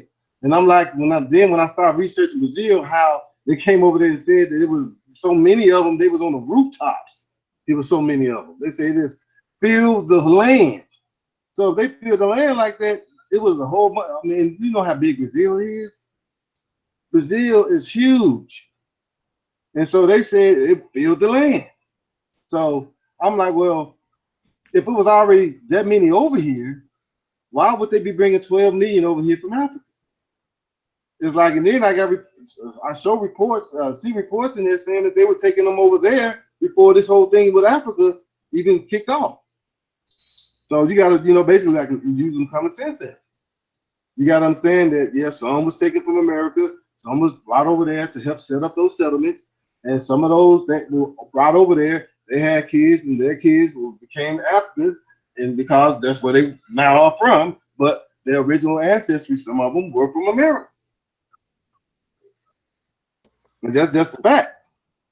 And that's why when they use West Africa as a DNA marker, and this is, funny to me because it's like, okay, that's why they want to keep on keeping the transatlantic slave trade out of Africa theory thing going, because as long as they can keep on saying that the majority of the so-called Negroes that's in Brazil came from Africa, then they cannot justify them not using Brazil or some of parts of North America. And keep in mind, the DNA for so-called African Americans are based on 10 so-called African Americans from Chicago that they took the DNA from. And so our DNA is based, saying as a sample compared to the samples, saying that we're using and sending in, and they comparing them to the people over there in West Africa, because that's the marker for sub-Saharan African ancestry. So when you look at the game, you see, understand that, wait a minute, it all started, a lot of these people started here in Africa and in America that's over there in Africa now. So it only makes sense we would match that because they have ancestors that were from America. So like I said, it's just common sense. I mean, then when you look at the timelines and when you see that they had a settlement in Brazil 100 years before they had a settlement in Africa, then that just makes some common sense. So if I'm about to go ahead and if I come over and take over an area and subdue these people in this area, and I bring more of my people over there, and we set up shop, and we have our own colony, and we create a business, and we export and using these people that we subduing to go ahead and do the sugar cane fields or the sugar mills, and to go ahead and basically do all of the commerce, the produce that we're gonna have used for our commerce, and we selling to the world, because basically you gotta understand, not only did the Dutch have the Americas, that was the Dutch West India Company. They had the Dutch East India Company before that. They had already took over India, Sri Lanka, saying all over there in the Philippines and all that. That area was already in Australia. Keep in mind, see, this is what I tell people. That term Aborigine, when they be talking about, they want to say the Aborigines, oh no, those are the people that's up in Australia. No. And here's the fact, and here's the reason why I say that the people that were in the Americas were referred to as Aborigines prior to the people that were discovered in Australia. It's because the people that were discovered in America were discovered in 1592. They came and got colonized. There's recordings of you can look at Jack Forbes' book. He has several series of books, and some of his writings even has accounts that you had American Indians being kidnapped off the East Coast and sold into slavery and bartered off, for goods, like cotton and dough and this meal, this food products and whatnot. It was like they were just basically traded exchange for that. And this is written basically in Jack Forbes' books. So these was going on in so Columbus go in 1492. You're talking about the early 1500s. Throughout the 1500s, they moving up the East Coast, and then the Dutch come and start their settlements here in Americas, and they are basically in business, after making agreements and taking over some of the areas that the Portuguese had, and they basically, pretty much had a monopoly of the area for pretty much a century. You know what I'm saying? Before they were taken when the British came in and they started, basically overtook them. So now you have, again, you just have cousins coming in taking them on the cousins. Because all of these come from the same tribe. They all related. They just call themselves by the places that they done took over now. But they all related. Love of Lex Will. He put that, put that out. You know what I'm saying? They all related because they all come from the same, set of people who were basically, from the Alemanni tribes, who are now these people, today that are assuming by these lands. And they all, you can trace all of these names of these tribes that's in these lands back to the Alemanni tribe. So now understanding that, then that, well, if you already have people subjugated, subdued, and working for you in this place that you don't whatever took over, you got centuries of generations, a century of this going on, maybe 3-4 generations, of people that you done subdued working for you. So now you got to go ahead and partner up with some more of your cousins. Y'all gonna start this European establishment in West Africa and the thinly explored region south of Barbaria. South of Barbaria, where the barbarians live. The barbarians, which were now today is the Morocco, Algeria, Tanzania, all of that area, was once upon a time what they were called Barbaria. And so that's what actually the term the Barbary Coast comes from. This Barbaria. So right south of that was what was called Negro land. Well, Guinea, then Negro land. And so these were settlements that were established by the Dutch, Denmark, and England. I even got a cartouche from a map that shows it. It says that these settlements, Negro land, and it says Denmark, what is it? Netherlands, Denmark, and England. And so it has their names on it, saying that they were the people or the Europeans that settled this area. There's this term Negro land. And if you know the timeline, did you see that, okay, they already had this going on in America over a century before. And so those generations of people, it only makes sense that when they came over here, that they brought them to help set it all up. It only makes sense that if 640 out of 640 crops in Africa, 600 of them come from America. So that makes sense how when they came from Brazil, these people brought some of these crops with them. It just makes sense. If they're about to start a new settlement, what you think they're going to start the new settlement with? Who you think built the settlement? Who you think did the farming? Who you think carried the supplies? Keep in mind the Dutch and all of these Europeans, or any fair to call them Europeans, like Lex said, these Indo-Europeans or these Canaanites or these barbarians, according to what Herodotus put them as, these people, they're not, basically to work. They were in line for life, like a life of leisure. They wanted to get people to do everything for them so they can just sit back. So they weren't trying to come over there and break their back and do all that work. So who you think did it? They come into a thinly explored region. You mean tell me they dropped everything they had for over a century, came over to Africa and started from scratch and try to catch people in Africa to make them do this and do that? Well, then how do you explain 600 of the 640 crops being from America then? Because these Africans ain't no watermelons in Africa. Hello, come on now. So we got to keep it real when you're talking. That's what I'm saying. It's just common sense.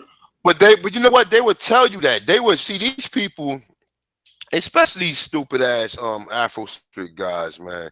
They would tell you that watermelon came from Africa. When we already know Herman DeSanto said that he's seen the people in Georgia and the Carolinas. Well, it wasn't called that at that time, but in that particular region, I guess when he referred to him on the Omichi River, or the tribes that he found around it, he said they was already eating melons. Now, people here will have you believe, man, when when they brought them here, they rounded the stuff up and they was able to bring. Now, one thing about this is, like you said, for them to take the like some of the crops from over here, it's because they already was experimenting over there. Now, for them to bring the stuff over here and not know the total climate to bring certain fruits and vegetables, you wouldn't need to bring them because it was shit growing everywhere. Like I was telling a guy earlier, right? I said, look, and he's from Africa, right? I said, half of Africa is uninhabited. I said, half of the soil is not cultivated. And he agrees. I said, so how the fuck? I said, how the fuck I'm in my backyard right now? I got berries growing. So this is just in the city. Right. So we talking about how fertile Africa is supposed to be. It's supposed to be stuff growing everywhere. You understand? Right. It's supposed to be stuff growing everywhere in Africa. But I want you to touch on that about because I know when we talked, you did mention that because Ali Muhammad, I don't know if you're familiar with Ali Muhammad. He said, huh? Yeah, I'm familiar with him. He said that half of Africa is uninhabited. Do you agree with that? Well, a lot of it is when you look at the Sahara Desert. That's what a major part of the inhabited region. When you look at how vast the Sahara Desert is and how much area it covers, and then you look at the habitable areas that are basically countries or lands that people are living in now, it pretty much averages out to that because pretty much that whole area from Sahara across the continent, you have the little that's above it. Then you have what you would call the mid and the lower regions of Africa that are inhabited. So you got that whole area, the Sahara Desert, and the regions that's around it, that are arid as well. That's not habitable. I mean, you can pull up a map and look at it and just see the basically the area itself that there's pretty much look at a like a temperature map or whatever, and it show you the climates, so you can see how pretty much the temperature right in that area raises to a degree where it's inhabitable anyway. For one, it's all desert. For two, it's too hot an area. So what about West Africa? Because I heard that Sierra Leone, when they sent a lot of the people from Nova Scotia over there, that they wasn't able to really, that half over there was uninhabited as well. Well, you see, that's what goes back to the history of Negro land. That whole area, the whole region was basically in their own writings. They say it was thinly explored. Keep in mind that what we call Africa, or the exploration of the continent happened with Livingston, and that was back in the late 1700s. So prior to that, nobody really ventured past the Sahara Desert into the heart of Africa, and actually venture in to explore those regions. So that was really what they would consider unknown areas because no one had ever went down there to explore. So you only was really dealing with those areas that was pretty much from the northern of Africa all the way to what would be the start of where the Sahara would be at. So that little area is pretty much where it was habitable, but it wasn't thinly explored. Meaning, then if it was thinly explored, then there wasn't really people living there. So when they brought people there to live there, they had to basically find a way to live. So that gives more, I guess, confirmation to let you know that they brought people with them instead of coming over there and trying to go ahead and capture people and enslave them and then get on the work for them. So when they say they came into a thinly explored region, that meant there really wasn't any body, I guess, notable living in that region because they didn't mention it. So using your common sense, who you think were the people that they used to build it all up and get it all kicked off? Yeah, us. Like I said, common sense. That's what's up, man. Yeah, it's a lot, man. It's definitely a lot with that, man. Listen, man. We gonna have to do a part 3 to this, man. If it's cool with you, man. So definitely. Definitely. But I love yeah, building. man. But we wanna I'm saying if you want to build for a little bit further, man. I mean, go be my guest, man. Definitely, man. Cause I enjoy listening to you, man. All right, what we want to Definitely. talk about? Talk a little bit about America's the earliest depiction, man. Talk a little bit about some of the stuff that like that you seen when you ran through that book, man. Because a lot of people, it's creatures inside that book that people like. Well, where did they get these creatures from? Like I see, it's some creatures in that book that don't have a head, the way their face is in their torso. Have you seen that? Yeah, those are the blinding. All right, so touch on some of that, man. Please touch Well, on some of that, because a lot of guys think the book. So let me. All right, well, hold up. Before you touch on that, what was Arnoldas Martinez? What was his? What? Where did he get the idea? Did them creatures really exist, or was that fucking was that some shit that he created?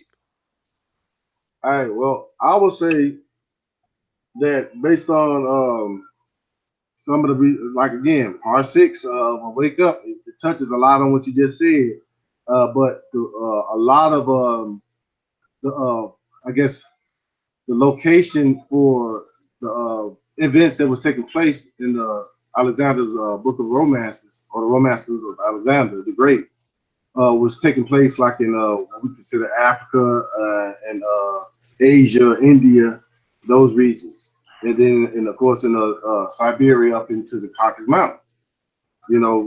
So the creatures that was I guess the medium that were depicted, they range from, put it this way, if you can pretty much imagine any type of creation that could be created from a man and some type of beast, that pretty much was depicted. You had half man, half fish, half man, half bird, half man, half dog, half man, half goat, half bull, half horse.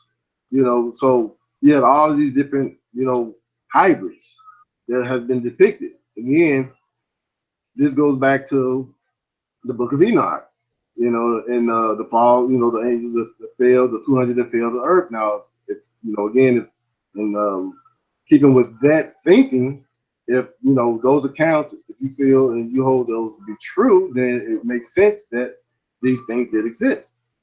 So that would explain, how they came about, because you had 200 angels coming down, and 200 agreed that whatever one did, we all did. So I'm gonna screw a fish. Well, we all screw a fish. 200 fish got screwed. Well, I'm gonna screw a dog today. Well, we all screwing them. So 200 dogs got screwed. So this is literal. I'm just being literal about it. You know what I'm saying? But this is literally what they said they did. They made a pact that if one did it, they all did it. So now if you see half man, half beast depictions, not just one or two or three, but hundreds. Hundreds. I mean, they in the libraries over in Britain. They in books and libraries over in Europe. So I mean, this is not just play. Like the boy drops it, ain't play. So hold up. So you saying that? Because you know what? See, the thing of it like this, right? A lot of people don't believe in that because they can't fathom. They never seen it. Just like Bigfoot, and like I say, a lot of people don't understand. Like I believe Bigfoot exists. Just because we don't see Bigfoot walking around on the street doesn't mean that he's not a real. Because I'm like this, man. One of the master teachers that I learned from said that nothing can be thought that hasn't been created.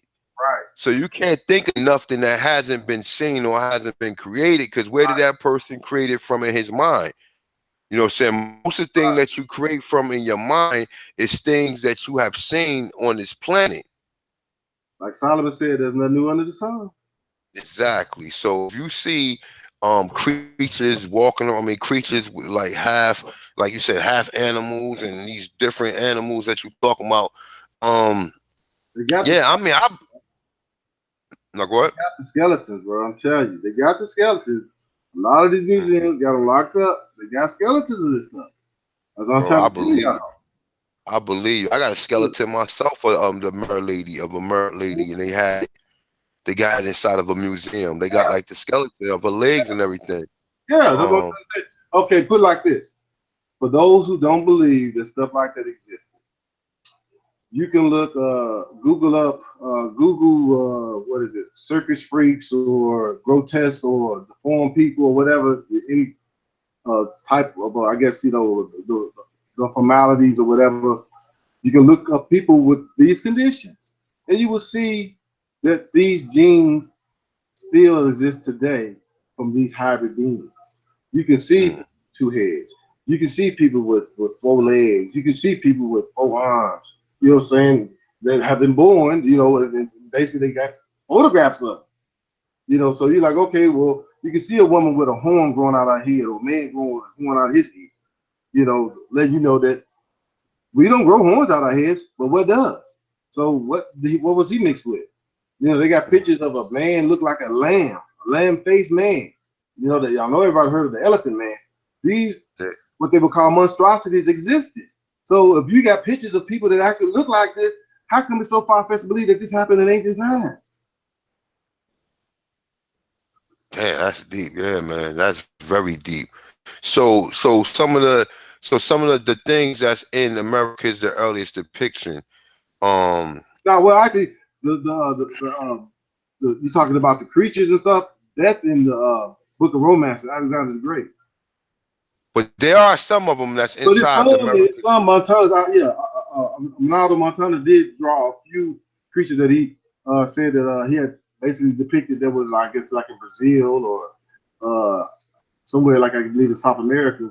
But your question asked me if I believe they existed. I wouldn't doubt it.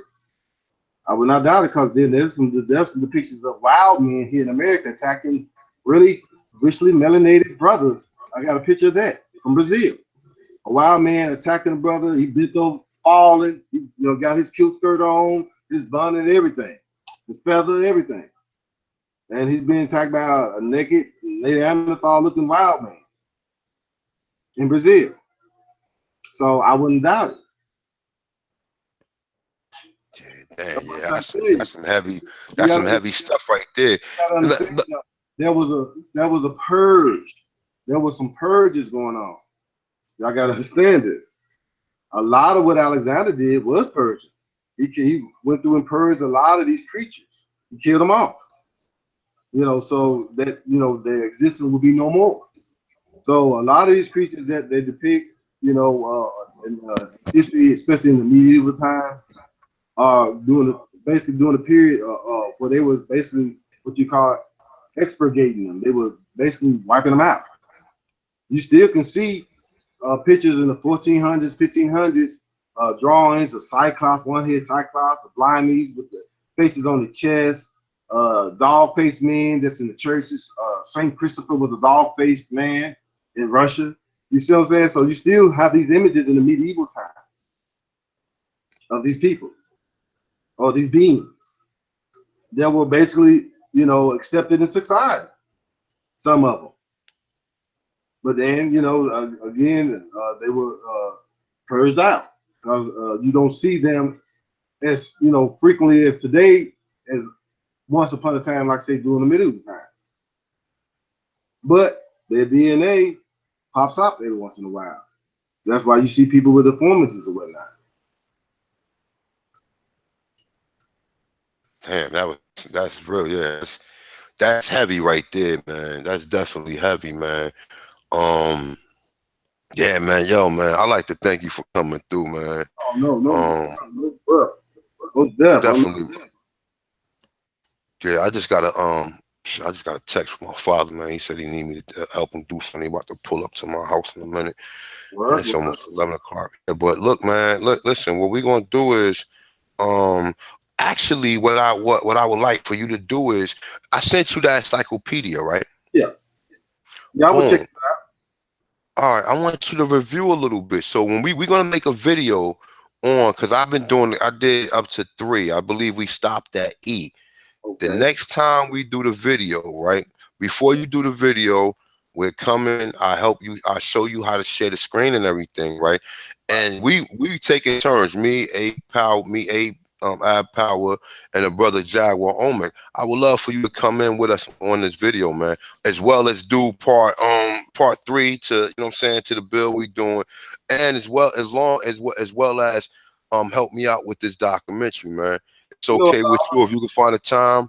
I know you just had a new I just know you had an addition to your family. yeah, man. But Got a grandson. thank you. Congratulations, brother. Yes, sir.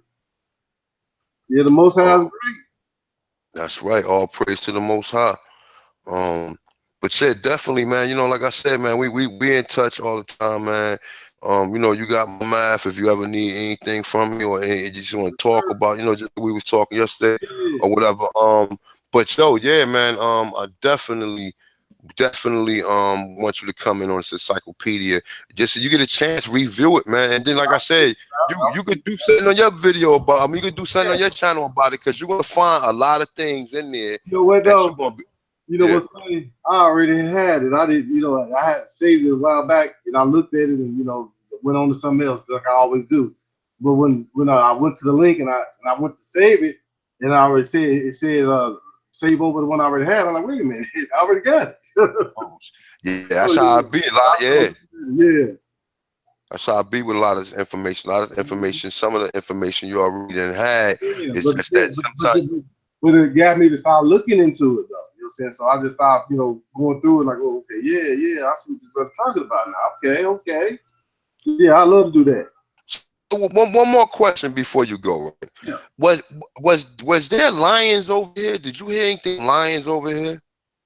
You know, from the research I've done, the I guess the feline was the pretty much the jaguar.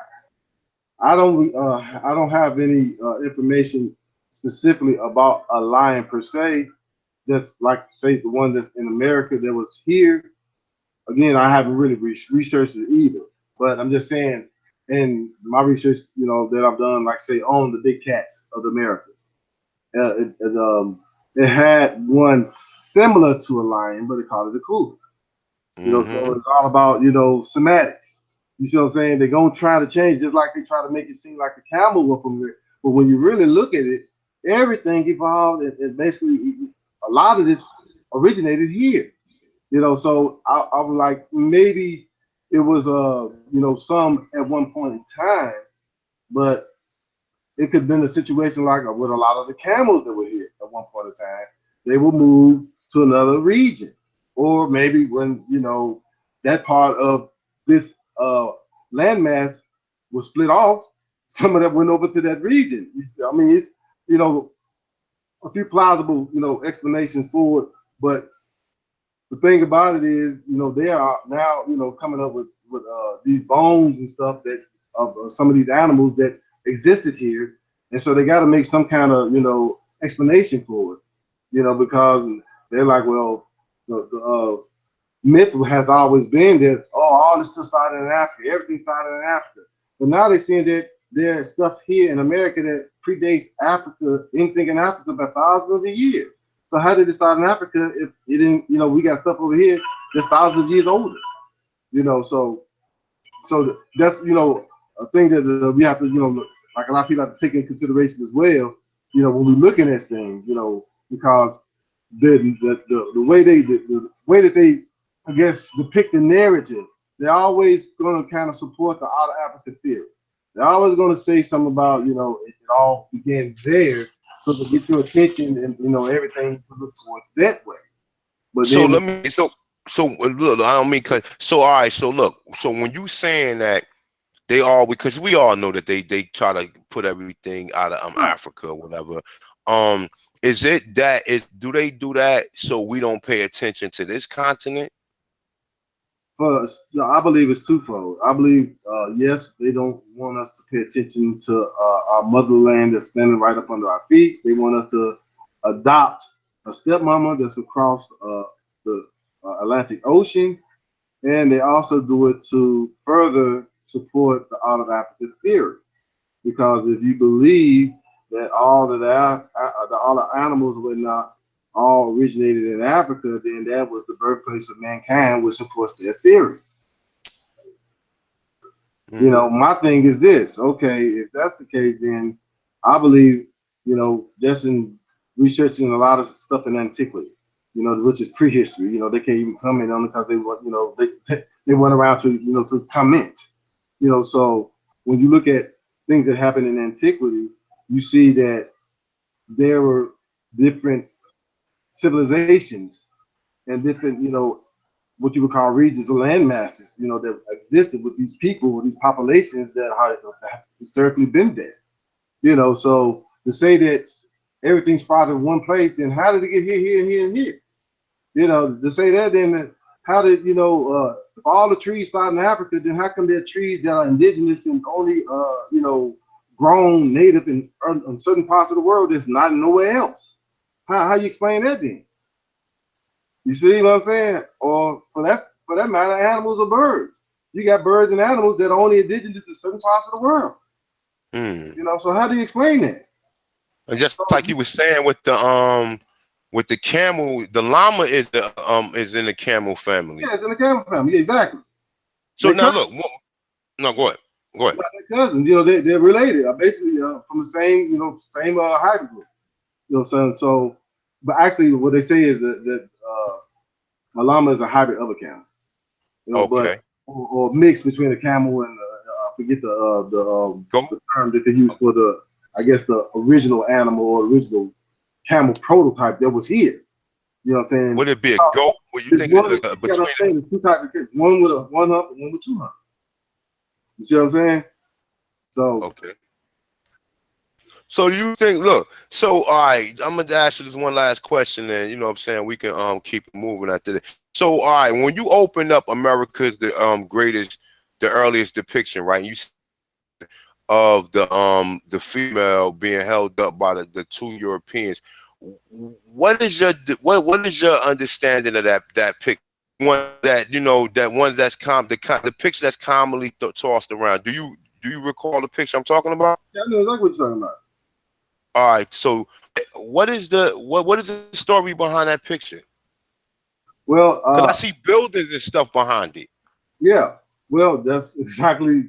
I mean, if you I did a video. I might have to do another one and put it in there, but I've got a couple of videos that I put it in the past.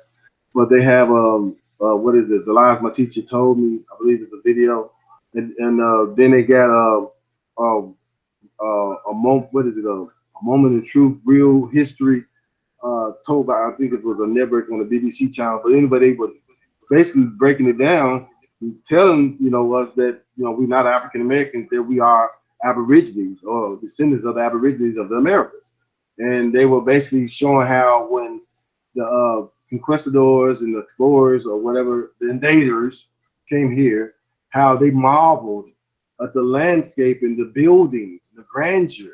All of the buildings, they said it was, that it was nothing that seemed like this in the world. They said, that, when they went to Mexico, they were marveling at the floating gardens. They actually had gardens that floated in the water, and basically they had all of those structures that you see on that portrait. They had all of those structures and buildings and different monuments and pyramids and all that. I mean, that was already up when they got here. So that's when they came in. That's what they saw. They saw all of these buildings, outside or around this, his pyramids. And you go over here, and basically the city of Mexico, when they found it, was like an island. It was a long stretch to get out into this waterway, and then it was surrounded by water. They have floating gardens all around. So this is what they came and saw. So that's why you see that depicted in the portrait, because that's what they saw. So why was it two Europeans holding the lady up? Do you got a story behind that one?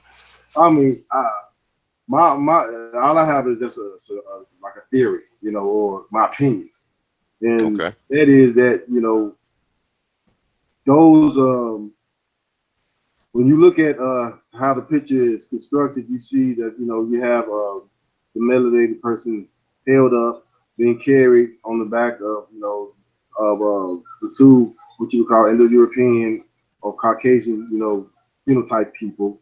But you also see also servants, doctor, chocolate, brothers on the side down at the bottom on both sides, and they also moving stuff around, and maybe also servants. So my thing is that when I was researching, through the book, it has references that they did attack different tribes, like there were pale skinned tribes in the Americas, and they were Mm. animals, and there are accounts of them being in Brazil, and so when these people, the Aborigines of Brazil and these pale skins, they basically attacked each other, whatever, they took prisoners. You see what I'm saying? So that basically was my first take on it once I came into understanding of, the history. Like these people actually, beat against each other. And, their thing was, they take, prisoners. And those prisoners became their servants. So, and it went both ways. Except Same that way like we are now, right? it was both ways, except though, it's also written in the accounts that, when the pale skin or people or the ones that are lighter complected, I guess, on their portrait, there's also accounts in there that they were man eaters, they were cannibals. Mm. So you can only imagine what they did with their. Yeah, they show the images. I seen the images of I seen a couple. I also seen the images of a couple of melanated tribes that was eating There was there was that also was killing. exactly. So I'm not saying that to say that that was just exclusive to them, because not. You're right. There are people of tribes, that are chocolate like us, brown, complexion just like us, doing the same thing, and they're eating brown complected chocolate body parts. Mm. You know what I'm saying? So you got to keep that, keep it 100, because it went both ways. So like I said, if I'm gonna tell a story, I'm gonna tell it all. Yo, my brother, listen, man. I definitely appreciate you coming through, man. And shout out to CJ for sending that donation. I appreciate you. But so, man, definitely, man. I hope y'all appreciate this brother, man, medicine, man. And like I said, man, his brother is going to definitely be on this documentary that we will be putting out. And I definitely like to thank the brother for coming through, man. For sure. Every time you come through, I learn something. Every time I watch your videos, I learn something. But it's great, get a chance to hear you talk, man. That's what I say, man. Like I just hope you start doing videos like this, man, where you can See now, talk. now anybody listening, y'all know, if I did a video talking, that's all you're gonna hear is talking, because I talk. That's why I don't talk, because I'm like, Nah, you good. This is what people want to hear, though. My videos be 4 hours long, bro. Yeah. Nah, but you know what, though? I'm not saying, look, I enjoy the videos, but talking to you is totally different. The videos is marvelous. But talking to you, what? You know what I think I'm gonna do though? I was thinking about like maybe going back through a few series, and maybe, I don't know, put a poll out and ask some of the viewers or some of the subscribers to see if there were certain episodes that they may want me to narrate or go through. Let's kick it off like that. Maybe just go through a video, or maybe some segments in the video, show it, then go ahead and expound on it, kick back to a video, just break in here and there. So I was thinking about doing something like that. Yeah, bro, please do that, man. And like I said, man, we definitely appreciate you, my brother. And I know the people, the viewers, the people in the chat definitely appreciate you, man. Sure. And before we get out of it, no doubt, yo. I definitely, like I said, we'll be back in touch with you, because we're gonna be doing part 4 for the encyclopedia video. So, like I said, if you get an opportunity to come through, we need it together. We'll definitely let the people know you in the house. And I'm gonna end the video. Chief Holiday, you got something you want to say before we get up out of here? I don't know what Chief be going back and forth. Chief probably out. But yeah, medicine, man. Let the people know where you at. Get the people your information. Just so because I see a lot of people asking for your Facebook contact or whatever. If you want to give it out, you can give it out. If not, you know what I'm saying. they can just find it on your channel. But definitely give out, let the people know where they can find you at. Yeah, they can find me on Facebook on my website, Medicine Man. All you have to do is go to YouTube, put in Medicine Man. You'll see a picture of my grandfather sitting there. It ain't me. That's my grandfather. He's sitting there in what we call so-called Indian style with his legs crossed. You know what I'm saying? In some regalia. So that's my channel. So you can go to it and support it. You know, pretty much like I said, I try to put out wake ups. And I put out information that's factual that people can look and see for themselves, so that they know that what they've been told or what they've been taught is not the truth, and that the truth is out here. It's just we just got to look for it. So yeah, just check me out on YouTube. I do have some web some Facebook pages as well. But let me see here. Yeah, let's check out Medicine Man. And anybody want to leave me any comments or whatever, you can go ahead and email me there, and that'll take you to my Facebook. Pretty And much. like I said, people, man, please, man, subscribe to this brother, man, channel, man. And like I said, man, support your peoples, man, so we can get this documentary out. Because like I said, it's going to definitely be dope if I can definitely get the people who, you know what I'm saying, who I say I'm going to get on there. Like I said, I'm already like 75% in on some of the people who I'm trying to get in. Like I said, man, it's going to be real dope if we can get this out, man. So with that being said, man, I like I said, I appreciate everybody, man. Definitely appreciate the brother Medicine Man for coming through. Go to his channel, subscribe to it. And like I said, man, we'll be back tomorrow for the Time build. And like I said, if you're not busy or something, you can always come through. I can send you a link anytime. And if you want to, you know what I'm saying, you can come in, chime in. Like tomorrow, I'll be probably doing the Time build around like probably 9 o'clock or whatever. So I'll send you a link if you want to come in. If you're not busy, you could just come in and just kick it with us, man, like we doing now. Okay, do that. Yeah, do that. I'll see if I'm free. I'll definitely do it. No doubt, no doubt. You see, last time we got the brother Callaway in, so Yeah, you know what I'm saying? yeah, Like, that was love right there. people will be dropping in, man. Definitely, yo, like I said, once again, man, I'd like to thank you, man. Definitely, man. Like I said, this brother like family, man. He felt like family from the first time I spoke to him. And I definitely appreciate him, bro. So with that being said, we're gonna get up out of here, man. Shout out to the people in the chat room. You already know, man, love and like, man. You already know how I feel about you guys, man, for the support, man. And thank you, Killer White Supremacy and Coon, for helping me out, man. And everybody else that sent donations and went into the site and bought a t-shirt, man. You know what I'm saying? Definitely support your boy, man. So with that being said, man, you already know I'm the Tonshless one. It's a brother Medicine Man with my brother Chief Holiday as always, man. And y'all have a good night, okay? Peace out. Peace.